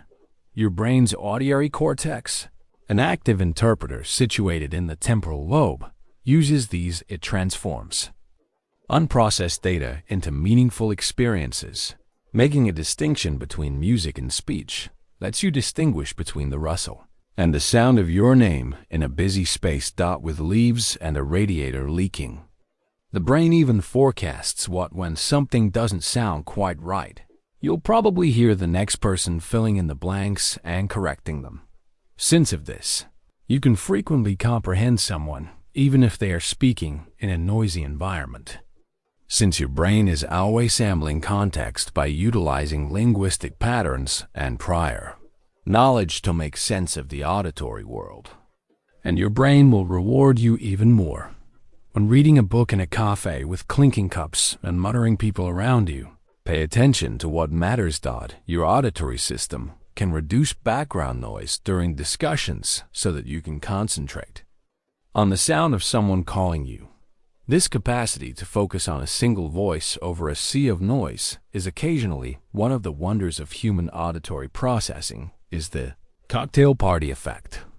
In addition, there is spatially your brain triangulates your awareness by utilizing variations in the timing and intensity of sounds that reach each ear source in the event that a sound enters your right ear only a split second before your left. If it's louder in one ear than the other, there's another clue your brain uses to determine that the source is to your right. When you combine them with your outer ear's distinct structure and the acoustics of your surroundings, your brain produces a three-dimensional audio map of your environment, which allows you to determine if a whisper is coming from behind you or the car is coming from the left. It's a really quick and intricate operation, and you do everything without giving it any thought. Your brain and ears are always conversing in depth about the environment around you, is providing you with helpful information, such as the engine slowing down and the bird perched on the tree. Interestingly, hearing also contains an emotional component, the like system, which is why that voices coming from behind the door is strongly related to the auditory system and has a role in emotion and memory, which explains why music can make you cry or why you can be transported by a certain sound, such as the jingle of an old ringtone. Sounds that transport you back to a very particular period in time can be incredibly moving and evocative feelings in ways that are difficult to describe yet unavoidable. Even silence is important in this dance. A sudden reduction in volume or the lack of sound can draw your attention just as your brain uses a loud noise to efficiently communicate that something has changed. Take note, which explains why an abrupt silence in a forest might be unsettling, or why your ears are always on duty. So pausing before a punchline makes the joke more impactful. Constantly collecting information, even when you don't realize you're listening. And yes, your ears do continue to function when you sleep. To help you sleep, your brain muffles most sensory information, making some noises resemble a baby's. Even sobbing or a smoke alarm might cause certain aspects of the auditory system continues to function, screening for threat or significance while you wander into dreams, which is one of the reasons sound is such a powerful tool for gently waking someone up or providing assistance. Your auditory system isn't impervious to extended exposure to loud noises can harm the coach's fragile hair cells, and once they're gone, they can't grow again. Additionally, middle ear issues such as infections or ocular damage might cause hearing loss due to problems with the auditory nerve itself, which is why hearing protection is crucial in noisy settings. Why it's a good idea to get regular hearing tests as we age. Fortunately, contemporary technology has made huge advancements in order to compensate for destroyed hair cells and cochlear implants. Hearing aids boost particular frequencies for people with profound hearing loss, can transmit signals straight to the damaged areas of the ear instead of going through them. Although these technologies can't fully duplicate natural hearing, they can help restore a strong sense of interconnectedness with the outside world. And let's not overlook neuroplasticity, the brain's capacity for adaptation. Because of the brain's capacity for adaptation and reorganization, even those who are deaf or hard of hearing can learn new ways to comprehend sound, particularly during practice and training. The brain is constantly, the next time you hear something, remember that learning is always rebuilding itself to make the most of the information it gets. Anything from a soft welcome to the sound of trees rustling. Take a moment to consider the actual movement of tiny pressure waves. They move via a chain of tiny bones and into the folds of your outer ear invisibly through the air. Microscopic hair cells are tickled by the fluid in a spiral chamber and ultimately set off a series of electrical impulses that your brain perceives as a voice, a tune, a sound, or a memory. Despite its apparent simplicity, hearing is one of the most complex, delicate, and amazing systems in your body that links you to other people, alerts you to danger, and soothes you with lullabies, shocks you with thunder, and immediately injects words, stories, and feelings into the core of your thoughts. You connect with the world and don't just hear it. Small wet snail is performing a symphony within your skull that only you can hear silence, which is such a basic idea. At first look, silence appears to be easily defined as the absence of sound. Yet it's actually quite elusive, simply a loud echoing sound. But the longer you listen, the more complex it gets, and the quieter it gets. Out is rarely absolute, and the more we search for it, the more we discover that it doesn't exactly exist. As we imagine beginning by closing your eyes and attempting to locate true silence, not only a pause in discussion or a room silence, but complete audience stillness is difficult, isn't it? Even at the most silent times, there's typically the distant drone, the quiet hum of electronics, and the movement of air via vents. You adjust your weight even in traffic, or perhaps the soft rustle of fabric. The world is rarely quiet in the dead of night, but what if you could locate a location where all of those background noises were eliminated, which is the concept behind anechoic chambers, which are specific spaces made to absorb all sound reflections.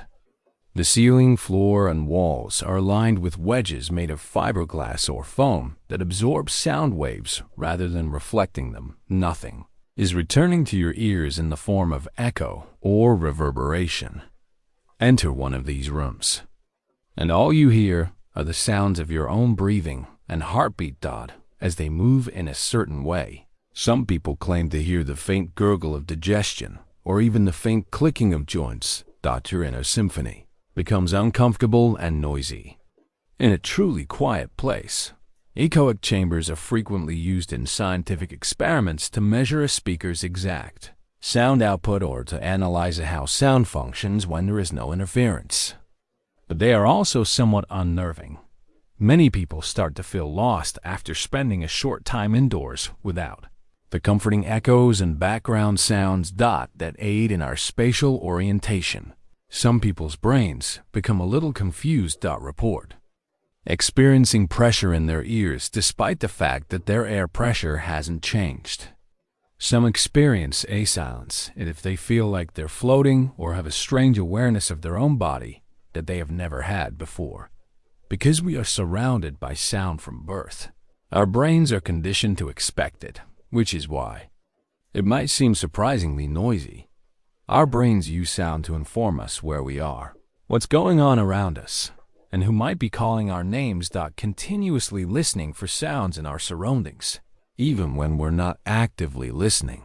And when input falls too low, the brain occasionally creates something to make up the difference.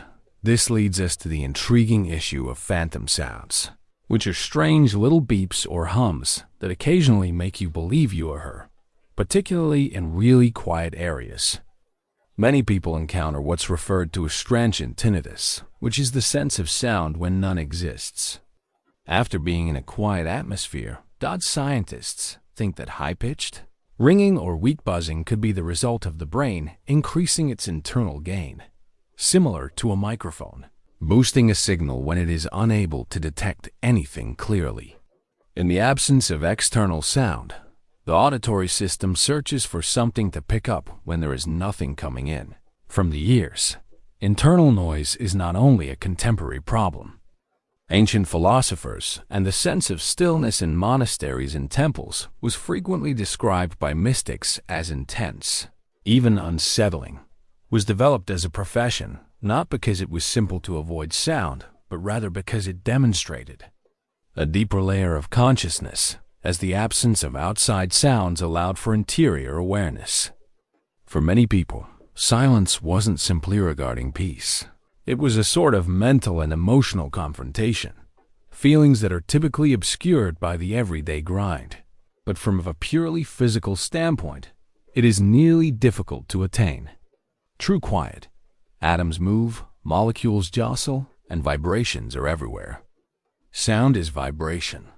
Earth's air changes even if you were able to block out all outside noise. Body would still be noisy. And if you attempted to leave it by going into space, you would encounter a distinct kind of silence in that place. One that is not only unsettling but also absolute. Without air or a fluid medium to transmit sound waves, sound as we know it would not exist. Unable to travel. You could use all of your strength to smash cymbals together on the moon, but only if someone was touching. They wouldn't hear any explosions if they were near them or could feel the tremor through their armor. Collisions, even yelling, yet they all disappear into the void, which is why, contrary to what you've seen in movies, space battles would be strangely silent occurrences, with ships bursting and lasers glowing. Flying without a single boom. And even the space vacuum isn't completely, although sound waves cannot travel through space. Stillness in a more general sense. Some types of waves, such as radio waves and electromagnetic waves, are in fact a lot of the sounds we hear from space, including the unsettling whooshes and chirps, are constantly whizzing about the galaxy. The data that is captured by scientific instruments isn't sound at all transformed into sound so that we can hear it. The cosmos is full of waves, but since stillness is sometimes regarded as a luxury, the majority of them just aren't the type of sound that our ears were designed for. We look for it at secluded beaches, peaceful woods, or just by shutting a door. And even when we turn off our electronics, there is a faint sound there. A far-off bird cries, the gentle creak of a tree trunk as the wind blows through the leaves. These don't disturb the calm. Rather, the quiet that we refer to as quiet is typically just a soft, natural state, perhaps a respite from the mechanical din of engines and electronics.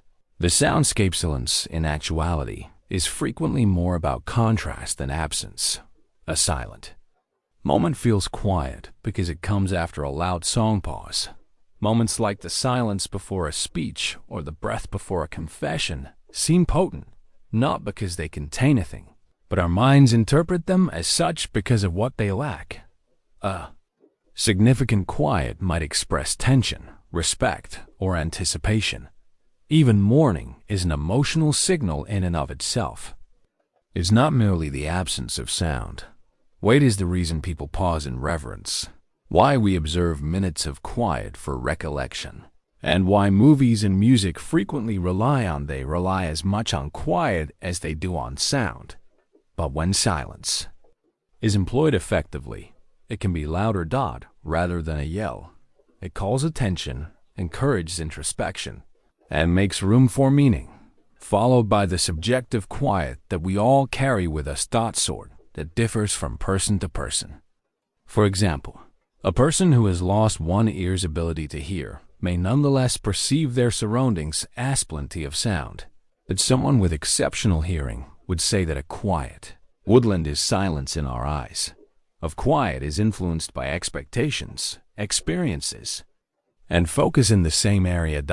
It serves as a reminder that what one person perceives as wonderfully calm may feel oppressively empty to another. Sound is influenced by environment and exists not just in the physical world, but also in the mind.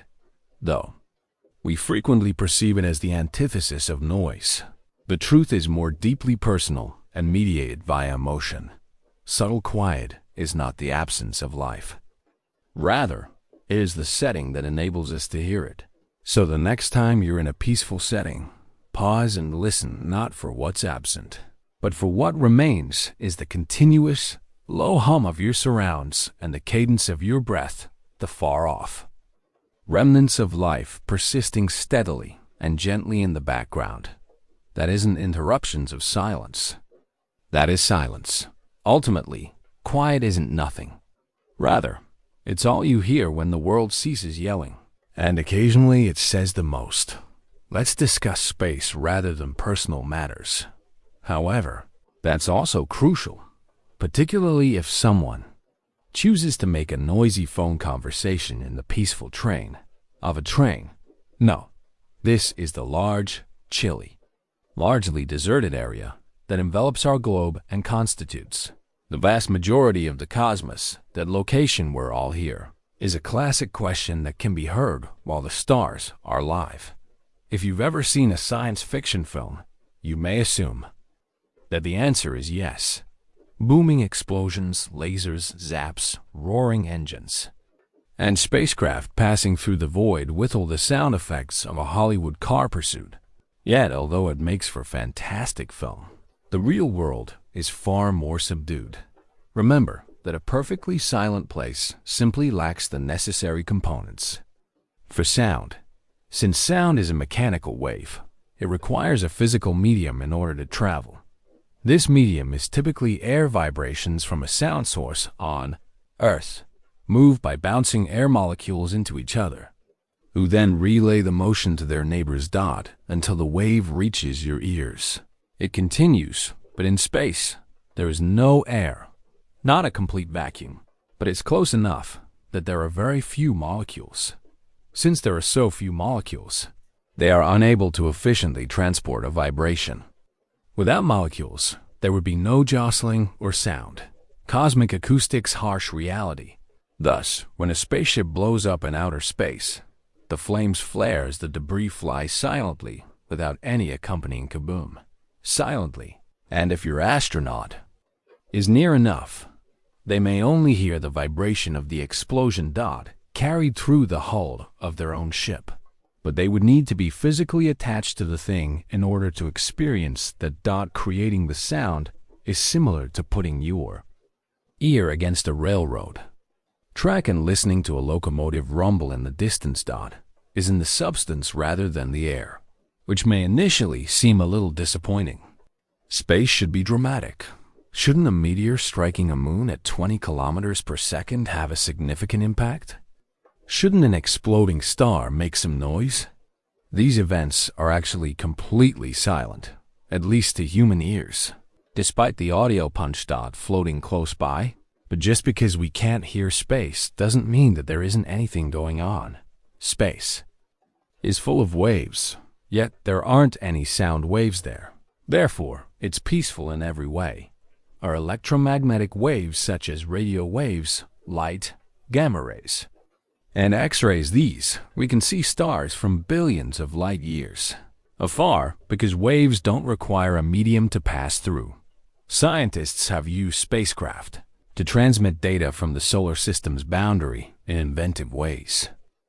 By using a technique called sonification to transform data from telescopes into sound, they can turn the otherwise silent universe into audible sounds that we can hear. Like far-off radio waves. It is possible to record galaxies and convert them into whooshing bursts or hums. Even the solar wind streams of charged particles can be represented as metronomic beats to mimic the rhythmic pulses of a pulsar. When converted into an auditory manner, sunlight's movement might be transformed into unsettling changing tones. It's not sound in the conventional sense, but it allows us to perceive space through scientific lenses. One well-known example is the noise captured by the Voyager spacecraft. These are electromagnetic oscillations rather than real microphone recordings. Identified by onboard equipment when such variations are transformed into audio frequencies, which result in weird, unearthly, high-pitched sound of charged particles and magnetic fields is accompanied by deep rumbles, whistles, and eerie static. The black hole in the 2003 Perseus galaxy cluster is another great example of interacting in the vacuum. In the atmosphere around this black hole, NASA's Chandra X-ray Observatory found waves that match to a frequency that is far too low for humans to reach, some 57 octaves below the middle C. Here. But scientists have lately discovered that there is an actual physical wave passing through gas. Made a sound file that went popular online. By shifting the waves into the audible range, it sounded like the eerie sound of a ghost humming in a church. Serves a reminder that space does contain pressure waves in specific settings, but not in the vacuum that people typically think of when we think of deep. It's crucial to remember That although the majority of space is almost vacant, not all some areas of the universe, such as nebulae or dense regions, are made equal.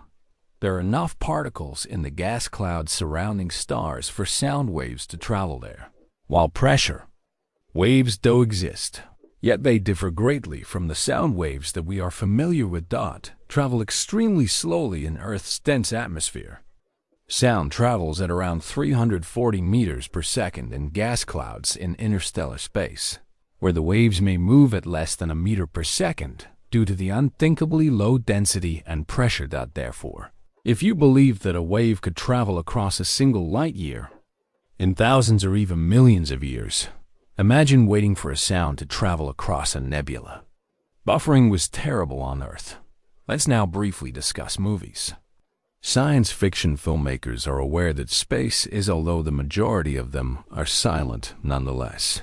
Viewers may find complete silence startling, since our brains are conditioned to link sound and visual activity. A quiet explosion seems unimpressive. Thus, sound designers and film composers use their imaginations to create sounds that symbolize vibrations that are transmitted through the construction of a spaceship. They hiss off systems the soft sound of tools hitting one another, or they employ abstract art and music, soundscapes to represent the scene's emotional atmosphere, rather than the actual might seem to be inaccurate. Yet it's a powerful narrative technique.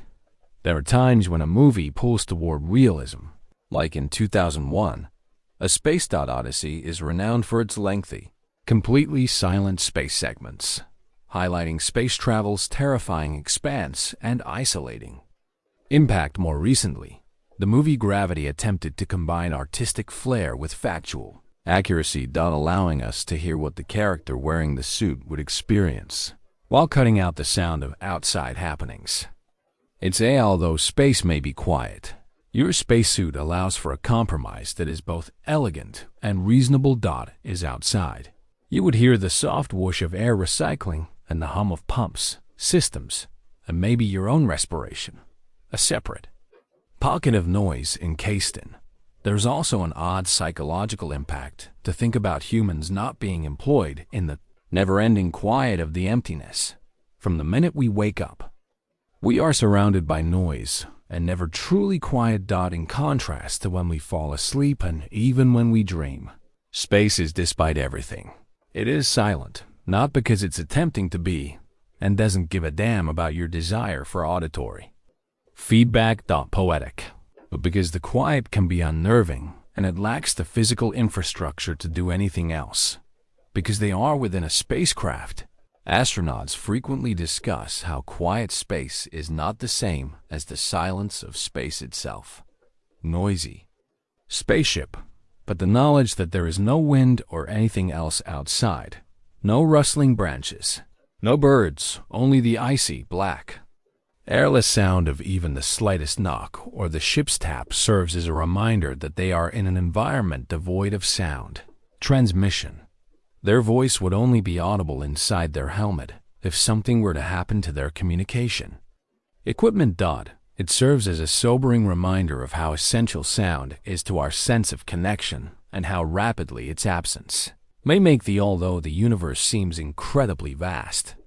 The quiet of space is also somewhat of a gift. It implies that when we do pick up a wave, whether it's an X-ray burst from a nearby galaxy or a radio broadcast from can observe a collapsing star or a gravitational ripple from black hole mergers. Listen to it, and with science and imagination, we can turn it into something significance, something human, something audible. Thus, there are no booms, rumbles, or epics, and sound does not travel over space as you might anticipate, orchestral crashes. But that doesn't mean that space is quiet in any way. It's teeming with movement, energy, and stories that are simply waiting to be heard. But sometimes you must allow the universe to whisper through statistics, figures, and frequencies that are far beyond human comprehension in order to listen differently. Hearing. And when you do, you discover that even in the most serene settings, the universe still has a lot to say, And there's no denying that defying nature's laws may be thrilling, at least the ones we believe to be unchangeable. For the most of history, one such rule believed that nothing could travel faster than sound. The 20th century then arrived, bringing with it the insatiable need to go more quickly, higher, and louder. Humanity started aiming for the stars. And soon, we found something. It's odd that when you exceed the speed of sound, it doesn't simply go faster, it gets louder. Understanding what it means to move at the speed of sound is necessary before comprehending the sonic boom. At sea, sound is known to be a pressure wave traveling over a medium-like air. Level in dry air at around 20 degrees Celsius, which translates to about 340 meters per second or 1,230 kilometers per hour, which is quicker than most bullets and unquestionably faster than the typical automobile. When an object moves through the air, it produces pressure waves in front of it, much like a bicycle or an ambitious squirrel. When a boat moves more slowly, it creates ripples in a pond that spread out in all directions. As the object moves more quickly, sound waves are released before it, alerting the air ahead that something is approaching. Increasingly quicker, it begins to match its own pressure waves, and when it hits the speed of sound, it moves in the same manner as ripples start to group together as quickly as the waves it's producing. And after the sound barrier is broken, when an object travels faster than sound and completely outpaces those waves, leaving behind a compressed shock wave, which is the sonic boom. Contrary to popular belief, is not a one-time explosion, but rather a continual cone of high pressure air pursuing. As the cone passes over you behind a supersonic item, you hear a sudden explosive sound, a piercing crack that resembles thunder and can shake windows and frighten whole flocks of birds according on where you are and how high item. You may hear a rolling sound, a double boom, or a single boom. Thunder-like rumble. Although the object's mechanics are the same, it was once believed that breaking the sound barrier was impossible, or, at the very least, that it was impossible to outrun its own sound.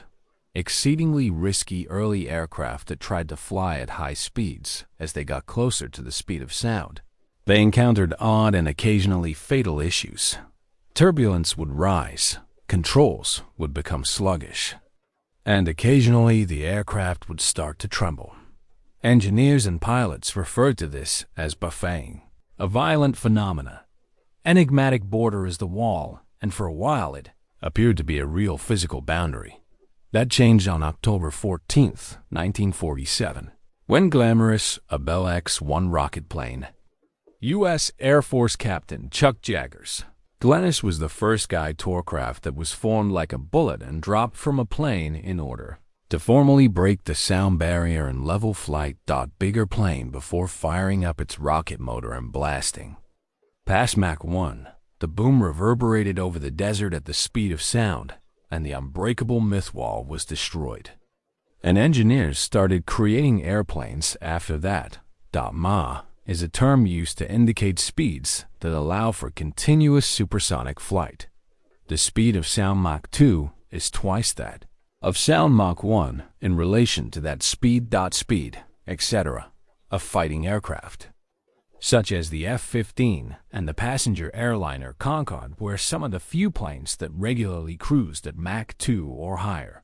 Although going supersonic travel presents a number of aerodynamic difficulties and isn't just about pressing the gas pedal, doesn't act in the same manner at supersonic speeds. Shock waves surround the plane. Producing sudden, these shock waves must be carefully controlled to prevent instability or temperature and pressure fluctuations. When an airplane sustains structural damage, its sleek, tapering nose becomes crucial. Smooth surfaces and swept-back wings reduce drag and regulate airflow. Then there is the problem of noise. Sonic booms are not just loud. They may also cause disruptions, break windows, and harm animals. May be shocked, and populations beneath flight paths may be disrupted. For this reason, except for military purposes, supersonic flight over land is severely restricted or prohibited in the majority of countries. Commercial supersonic flights, such as the Concorde, could only reach supersonic speeds during special testing oceans to prevent upsetting those on the ground. The Concorde itself merits a brief moment of attention. First presented in the 1970s, this sophisticated aircraft with a needle tip could transport people traveling at around twice the speed of sound and reducing the duration of transatlantic flights by half. From London, it took slightly more than 3 hours to get to New York, and passengers were given champagne. It was quick, with white tablecloth service and vistas of the Earth's curvature at cruise altitudes above 60,000 feet. Opulent and unquestionably stylish, but it was also incredibly costly and thirsty. Sonic Boom's routes were restricted because its tickets were only available to the wealthy, and it burned fuel at a startling pace. The Concorde was retired in 2003 after decades of service. And no, although commercial supersonic passenger planes have replaced it, engineers and businesses in the new designs for quieter, more effective supersonic jets are being developed worldwide. May eventually enable more convenient and unobtrusive high-speed travel. Sonic booms are being researched, and one of the main objectives of the makeover is to literally lessen their influence. NASA's sleek experimental X-59Q SST. The purpose of an airplane is to travel at supersonic speeds with minimal modifying the 59 GS aircraft to produce a sound more akin to a thump than a boom. In order to restore the viability of supersonic flying over land, engineers want to reduce the pressure differential across the shockwave. If the X-59 is successful, a new era of swift, silent air could begin. Travel. But supersonic travel isn't the end of the line. There's more to come. At Mach 5 and above hypersonic speeds, air behaves even more oddly. The heat produced by friction and compression increases dramatically. Hypersonic missiles need sophisticated materials and thermal protection systems. Experimental research vehicles are being evaluated. But continuous hypersonic travel is not yet possible. Continues to be a significant obstacle in aircraft engineering. And the physics of supersonic travel also instructs us on the boundaries of wave behavior when an item compresses faster than sound, the air in front of it more quickly than the air can move aside, causing a shock wave, a sudden increase in pressure that goes in a cone shape outward and downward. The more powerful the flow, the wider the object or the lower the height. Boom. A sonic boom is not audible directly beneath the aircraft due to the geometry of the shock wave, but rather miles wide, over a route known as the boom carpet, where the shock wave, interestingly, you don't hear the boom yourself if you're flying with the aircraft. When it hits the ground, is louder than it is, and the pressure wave follows it.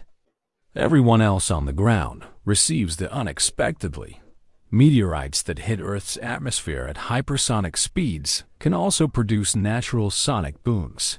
The Chelyabinsk meteor can produce shock waves that cause powerful explosions, generated a tremendous shock wave in 2013 that broke windows and injured people in a way.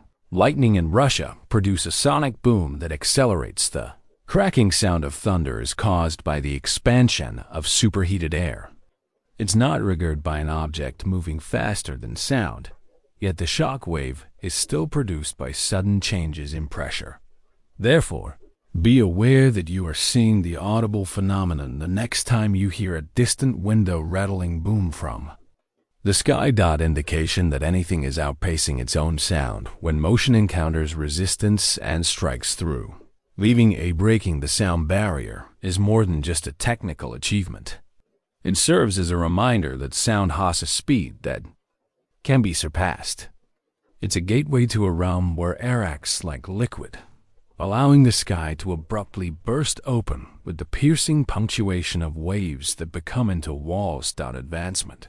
The sonic boom isn't just a sound. It's the sound of there is a lot of talk in the world, but not all of it is about the prospect of breaking free, originates from humans. In reality, the animal kingdom may be the site of the planet's biggest sound show, and the majority of we're missing the birds singing to each other and the whales singing in the morning. The smallest percussion ensembles in the world are made up of insects and oceans rubbing legs together. Animals use sound in a variety of ways, whether it's for courtship warning navigation or just plain old gossip. Are just as varied and creative as any band or broadcast produced by humans. Let's begin with the animal virtuosos. These feathered singers have transformed communication into an art form. Song IRDS. When a robin or nightingale burst into song, the tune may be announcing something more than just having fun. Territory, luring a partner, or giving each bird a courteous retreat upon arrival. Each species has a distinctive repertory, and some are incredibly intricate. For instance, the Australian lyrebird is an expert mimic, able to copy the cries of other birds, chainsaw noise, camera shutters, vehicle alarms, and even consider human speech to be nature's greatest cover if it is heard frequently enough. In addition to being instinctive, many young birds learn the artist bird song. Like human toddlers, go through a babbling stage during which they hone their calls by listening to adults. Are a combination of nature and nurture, and certain species of birds can acquire local accents, proving that there are bird dialects around the world. One sparrow is critiquing another. The soundscape changes completely when sparrows move from the treetops to the oceans. In the deep dark, whales and dolphins have evolved some of the most sophisticated auditory systems in the animal kingdom. Humpback whales use sound as their survival language in areas with rapidly diminishing light. Are arguably the most well-known aquatic singers. Their eerie, reverberating songs can spread hundreds of miles and persist for hours. These songs are believed to represent the component of mating behavior, but the precise mechanism is still unknown. The intriguing aspect of the research is that whole whale populations will share the same song, which will gradually change over time to include new phrases that introduced. The older ones disappear, and the entire organism changes into a huge. Scientists have compared the underwater musical fad to a whale version of pop. Dolphins, on the other hand, have an acoustic style of music that permeates the pod before the next major hit. Are more about quick, high-frequency banter than lengthy, monotonous tunes.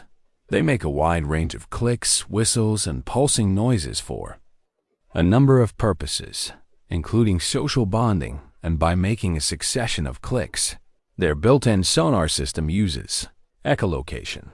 Dolphins are able to map their environment with remarkable accuracy by listening to the returning echoes. They can determine that the way the sound bounces off an object can reveal its size, shape, and even material. Back. It's similar to using sound rather than fingertips to navigate the world. Bats hunt insects primarily using echolocation, a method that is similar to that of nocturnal flyers. In the dark, they produce high-frequency noises that are typically inaudible to humans. Some species are able to hear and decipher the echoes to find prey in midair. Find a human hair-thin item stretching across a room using sonar. It's fascinating to note that there is an evolutionary arms race between some moths have developed ears that can recognize a bat's echolocation clicks, providing them an advantage over bats. Others make their own clicks to execute evasive moves, either to jam the "because nothing says, 'don't eat me,' like an auditory billboard. Bats can utilize their sonar to indicate that they taste awful. A fact, not all animal communication involves sound. Elephants, for example, are experts at low-frequency infrasound waves that are inaudible to humans. Are these deep for kill 'em?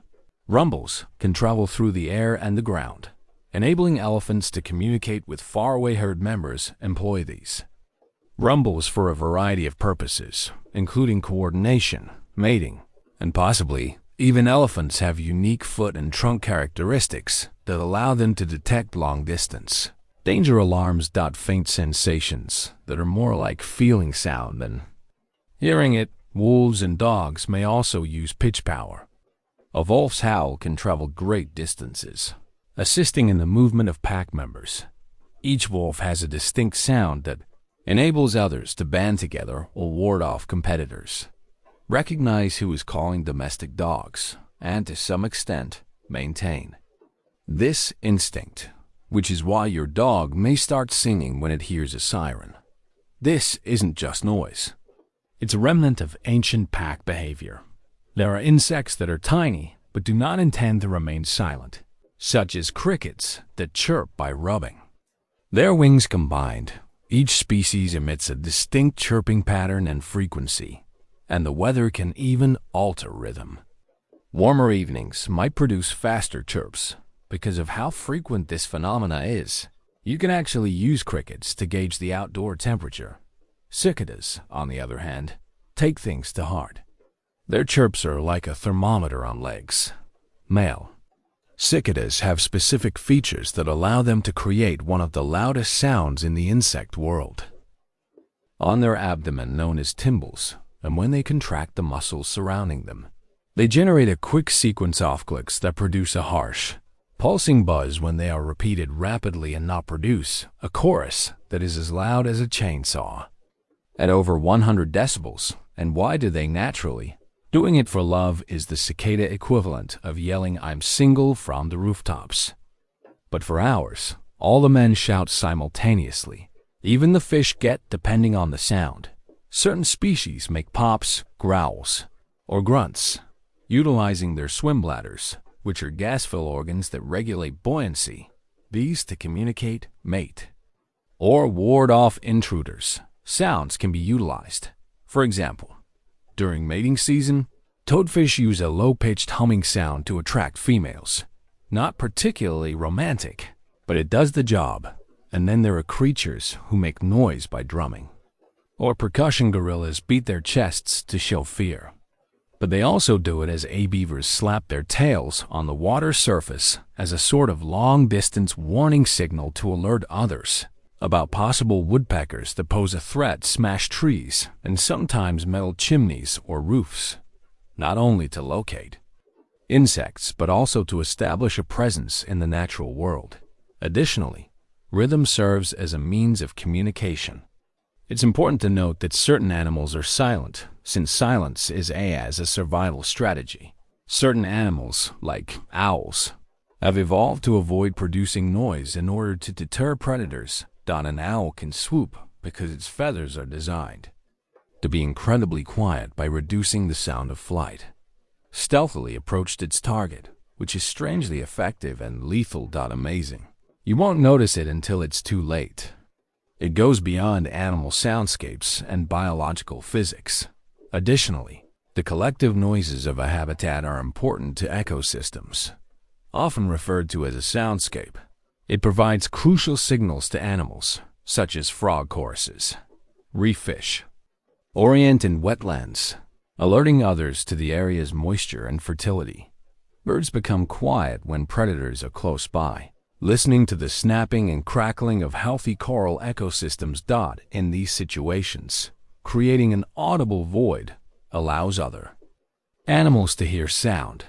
Can you use an environmental map to find out who is around you and whether it's safe to relocate people?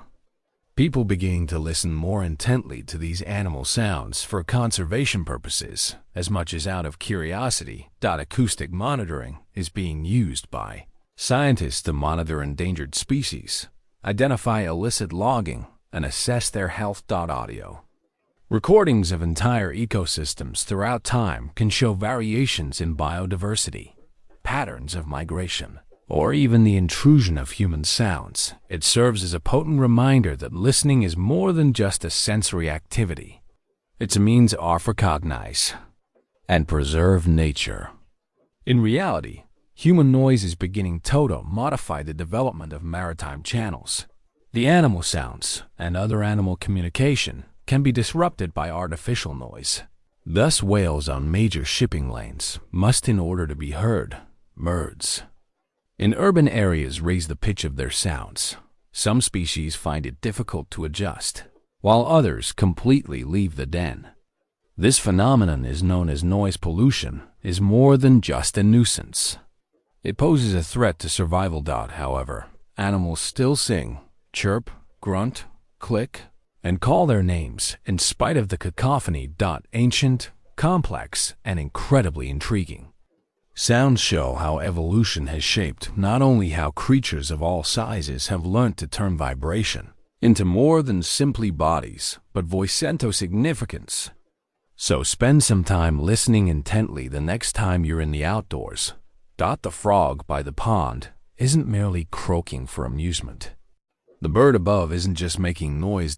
Is a pattern, a message, or a code that the natural world uses to communicate. All we have, one of those things that seems to originate outside of biology, is the ability to remember to tune in to music. Ancient and contemporary, scientific, mathematical, emotional, and profoundly. As humans, we are all aware that music may make us laugh, dance, unwind, or even fall in love. But beneath the lyrics, beneath the melodies and rhythms and harmonies contain a sound frequency that is even more basic and vibration, all combining to alter the chemistry of your brain in the most various methods. Let's begin with a seemingly straightforward question. What emotions does music evoke in us? As you might anticipate, the answer combines physics, biology, psychology, and a good pinch of, although it isn't true magic, it can feel that way at its core. Simply put, music is made up of structured sound waves that travel through the atmosphere to create patterns. Of our brains are attracted to rhythm and pitch. Yet these patterns are not arbitrary across periods and civilizations. People have naturally attracted toward particular chords, scales, and structures, rhythms that appear to speak to our innermost selves. And when you go into the research, it turns out take consonants and discordant consonant intervals, such as octaves and fifths, for a purpose. And thirds or note combinations that produce a stable, smooth, and enticing sound. Tritones and minor seconds are examples of discordant intervals that most people can hear. The difference between tense, edgy, and disturbing is found in the mathematical relationship between the frequencies. When the frequencies at which two notes vibrate create basic ratios such as 2, 1, 3, 2, or 4, 3, they often line up nicely, creating sound waves that support one another. The ratios are more complicated. The waveforms conflict in ways that our brains perceive as harmonious, that give rise to conflict or tension. But this is where things become interesting. We sense these distinctions when you hear a soft consonant. Lullaby. Your brain releases substances that encourage relaxation, pleasure bonding, and bonding, such as oxytocin and dopamine. When the music reaches a discordant crescendo, your cortisol and adrenaline levels rise, intensifying your attentiveness and emotional reaction. And after the tension subsides, when you hear consonants, your brain gives you another dopamine rush. An exhilarating, dramatic, and strangely addictive roller coaster. Part of what makes music such a potent storytelling tool is its emotional trip. Even in the absence of lyrics, a tune may imply minor keys often sound melancholy, whether it's despair, joy, longing, triumph, or mystery. Slow tempos might feel melancholy or contemplative, while major keys typically sound bright. Composers and songwriters use rapid tempos to feel energized or nervous. Instruments to direct your emotions, such as emotional paintbrushes, layering rhythms, harmonies, and dynamics. But why does our one explanation is that music activates the same cerebral circuitry that humans use to detect these patterns, which is why the brain cares so much about them. And forecast environmental patterns from an evolutionary perspective. Identifying patterns such as the method of footfall, the beat of a heart, or the sound of trees rustling was essential to survival. Music because it uses controlled patterns of variation and repetition to hijack system in the most pleasurable manner. When your mind accurately forecasts the state, it receives a tiny reward with each beat or note. But if the music shocks you perhaps with a syncopated beat or an unusual chord, that can also be enjoyable, particularly if the surprise feels deliberate or astute. It's a fine balance between novelty and expectation, and your brain is continuously figuring out the riddle in real time. Of all, music involves more than just the brain. The entire body participates. About what occurs when you hear a driving bass line. You begin to tap your foot, nod your head, and even when you dance, your motor system synchronizes with the beat, creating a physical experience rather than merely an oral one, according to some scientists.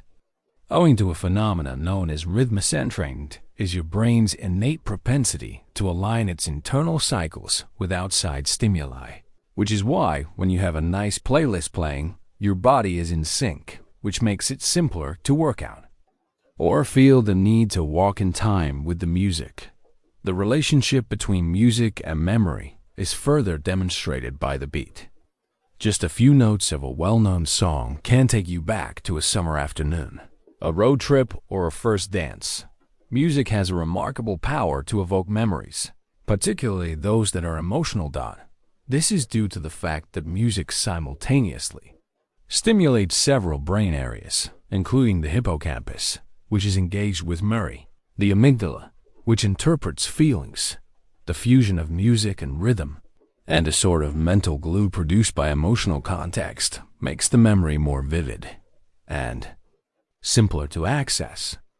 This connection is so powerful that music is becoming more and more utilized in treatments for patients suffering from Alzheimer's disease and other types of memory loss who find it difficult to loved ones may still sing along to songs from their childhood, complete with lyrics and harmonies, or they may be able to recall names. Sometimes music serves as a link to the past and a means of re-establishing one's identity when all else has faded. Studies have demonstrated that listening to relaxing music can lower blood pressure, among other quantifiable impacts of music on the body. Conversely, lowering blood pressure, lowering heart rate, lowering anxiety, and improving sleep quality on the plus side. Energetic music can increase stamina while exercising and enhance concentration when performing mental work. It's more than just a background music track. It's a physiological instrument. Even though your heart may not beat in tune with the melody, certainly takes note, even though the type of instrument counts. Different timbres have those distinctive characteristics that differentiating a guitar from a piano or a trumpet from a flute might elicit distinct. A brilliant piano may evoke feelings of melancholy, while a single cello may joyful, and an electric guitar with distortion could create a feeling of haste or revolt. These connections are influenced by one's own culture, experiences, and the physical characteristics of the instruments themselves, as well as the voice of the original instrument. The emotional impact of the human voice transcends the melody we are accustomed to hearing. Detect minute variations in speech's tone, pitch, and rhythm, which is why a single held note may convey such intimacy and expressiveness when singing. Desiring a vat can increase susceptibility to an abrupt shift in circumstances that gives you the chills. Thus, it's no surprise that vocal music predominates in choir charts, as well as lullabies. And speaking of lullabies, there's a reason they're repeated softly in almost every culture. By simulating the consistent beat and pleasant tones that babies experienced in the womb, melodies help calm them. A sense of security and predictability is produced by pitch and a soothing tone. Music is helping babies and their tired parents fall slumber. Comfort and connection are what it's always done best. The emotional impact of music also extends to social connection and community building, whether through singing or people feel more connected when they dance together because it causes the production of oxytocin, a hormone linked to trust and bonding.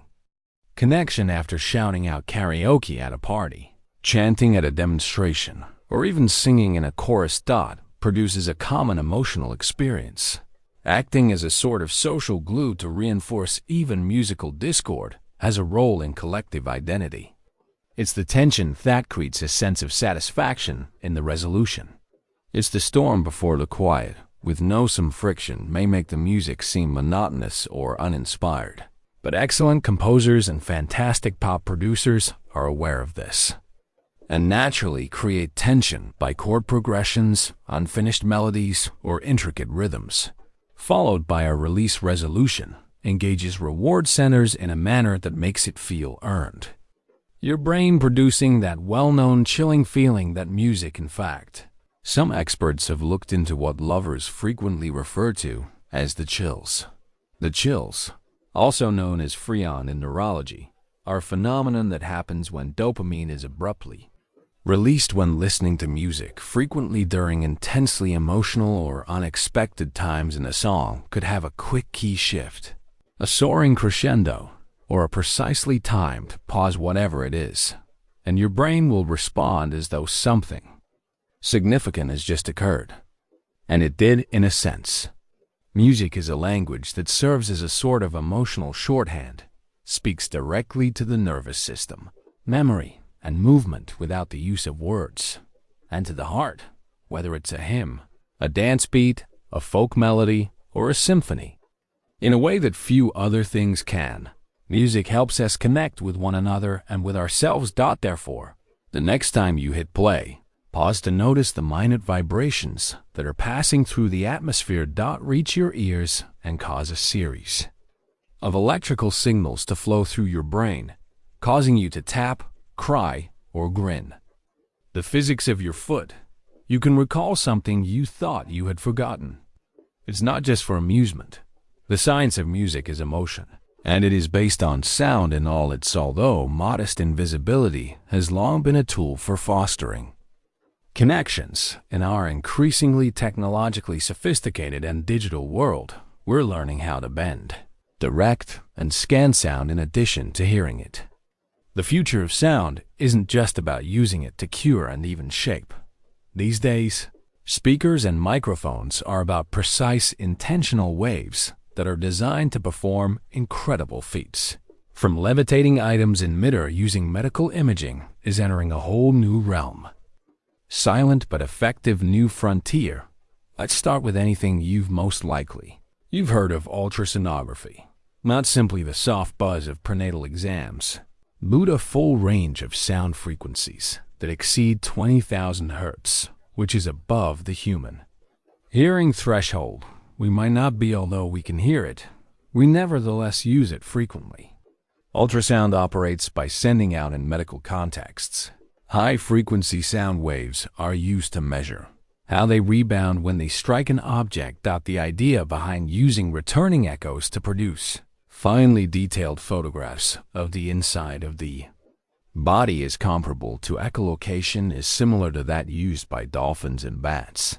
However, it uses gel and machines rather than wings.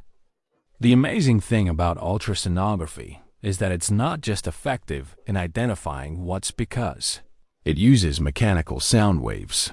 It is also incredibly safe indoors. It's frequently the recommended option in place of radiation treatments like CT scans or X-rays, for keeping an eye on delicate regions like a growing fetus or a beating heart. And contemporary ultrasonography equipment is capable of more than merely creating flat, black and white pictures. They can now display real-time video measurements of blood flow thanks to sophisticated processing. Can even create 3D models that allow parents to view their unborn child's nose months before the kid is born. However, ultrasonography isn't just used in obstetrics. It's also used in emergency departments for cardiac exams in cardiology. To provide deep heat in physical therapy and to promptly evaluate internal injuries. Researchers are even creating focused ultrasound to examine muscles and tissues. Therapies that can break apart kidney stones or specifically eliminate malignancies in only sound in a non-invasive manner. And it doesn't end there.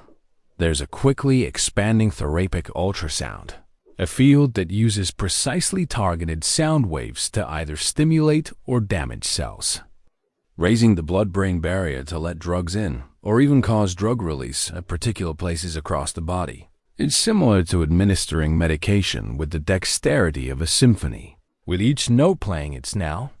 Take that concept of precise sound and use it as a moving tool. Yes, sound has the ability to move objects. This is known as acoustic levitation, employing precisely calibrated ultrasonic pulses to hang tiny objects in midair in several aspects. It appears and sounds like science fiction, however, when two or more ultrasonic when waves perfectly cross, standing waves of high and low pressure are formed at their nodes. Standing waves can hold tiny particles above gravity because the pressure is so well balanced. This technique has been employed by scientists to float water droplets, tiny beads, and even tiny electrical components by changing the sound's position. Some researchers have even been able to move these objects around in midair. Waves in real time, resembling a pair of undetectable hands made of sound. This technique isn't limited to potential uses for sonic levitation in clean manufacturing, include party stunts and future juggling routines.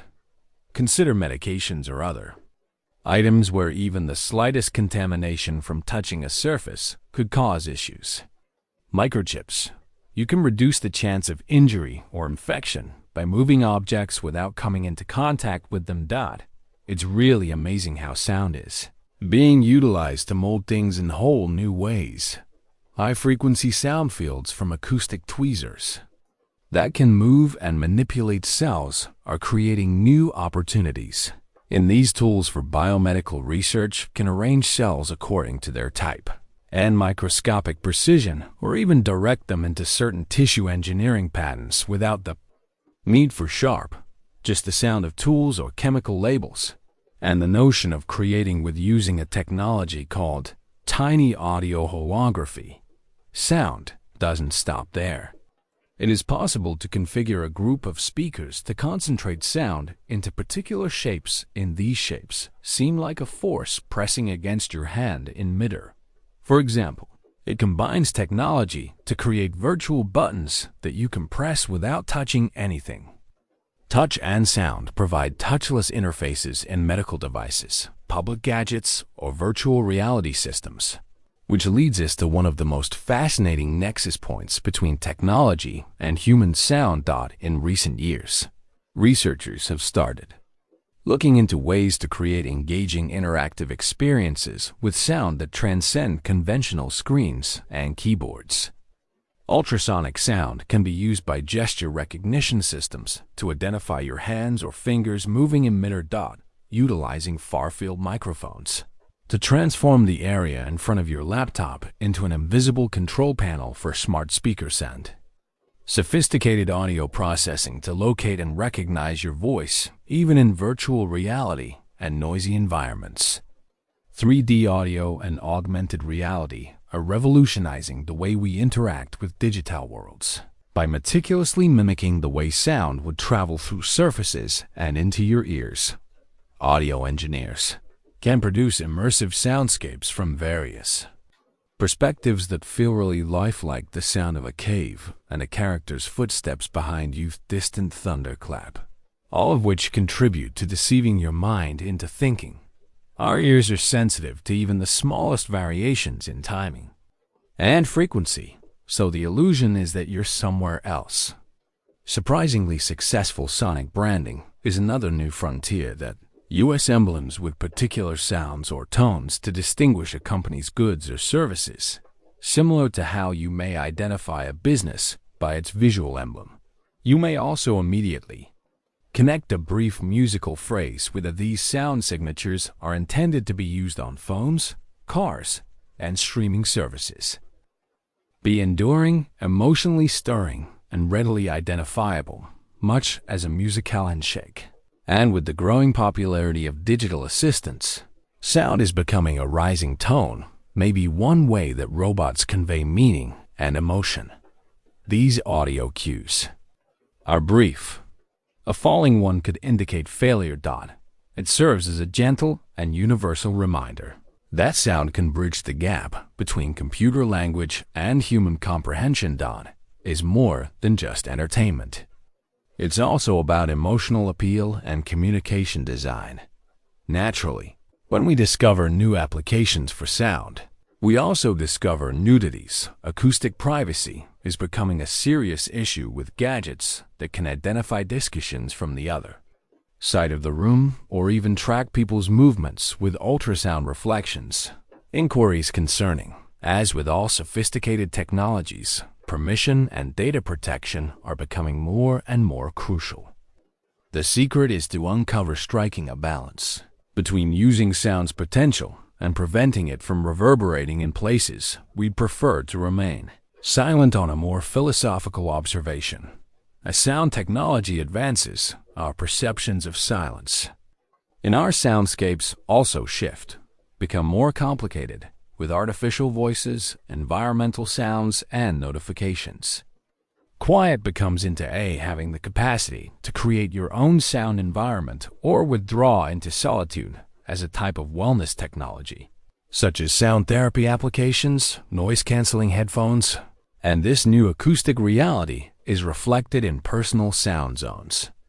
And then there's the frontier where we're just starting to investigate mapping and comprehending the world through sound in whole new ways that researchers have investigated the ocean floor, using sonar to examine the human body and use infrasound to find nuclear testing and volcanic eruptions thousands of kilometers distant. Even animals remind us of this. With their highly developed biological sonar systems, sound is a tool for perception, connection, and more than simply noise. We're even starting to employ sound to aid artificial intelligence in understanding survival. Algorithms for global audio processing can now distinguish speech. Speakers may pick up on feelings, and even a room's acoustic imprint. Determine the location. Machines are learning to listen in order to comprehend not only us, but also their. One thing is certain as we move to the future. The science of sound is no longer limited to voice, music, or communication. It's evolving into a force for innovation. In the science and design of health technologies, it's changing the way we engage with machines, perceive digital environments, and the next time you hear a ping or a tone, know that we comprehend the physical one. Machine's soft hum indicates that it may be more than just feedback. May be a command, a scan, a wave of data, a touchless engagement, or the sound of the future of sound. A droplet subtly hovering over. An ultrasonic speaker is occurring all around us at the moment. Frequently, just beyond the threshold of hearing is a world of whispering machines and silent symphonies, where vibration transforms into vision, and in this universe, sound turns into something you can see, feel, and even touch. The greatest ideas may be carried by the smallest frequency. Therefore, here we are at the peaceful conclusion of our exploration of the physics of sound. We have danced with vibrations in the air and will-singing frequencies and amplitudes, transcended the sound barrier, and recently used ultrasound to create levitated droplets from the basic beat of a heart. To focus sound waves, accuracy has been shown to be significantly greater than simply anything we hear, has the power to influence our reality, bind us to one another, evoke strong feelings, and, when used well, science even has the ability to cure, lift, and reveal. After all of that, we return to the most basic and possibly most important question of all. What is sound? Actually, it's motion that created significant pressure that changed perception. The universe vibrates just right for a thinking brain to hear. Sometimes it's thunder, and other times it's a whisper, and occasionally it's the sound of your own thoughts in the silence. If you stayed with me this long, finally, I would like to thank you for listening to this gentle musical journey. I hope it taught you something new, but I also hope it helped you relax. So fascinating that it kept you up at night. But if it did, At least you now know some reliable facts about whales. Before we part ways for the time being, I would love to know if you can travel at supersonic speed and use levitating objects to keep you company in the dark. If it's a drowsy midnight in Melbourne, where are you listening from and what time is it there? Feel free to say hello and leave a comment below, whether it's early in the morning in Dublin or a calm afternoon somewhere in between. We had a great time together in this comfortable scientific haven. Please think about loving and subscribing. It enables me to continue creating these peaceful adventures for you and helps more inquisitive minds find their way here. Gently discuss subject at a time. Till the next time, the drowsy scientist, I hope you have lovely dreams, tranquil thoughts, and the quiet solace of knowing that even the quiet around you is sleep well, surrounded by the soft hum of a world in motion.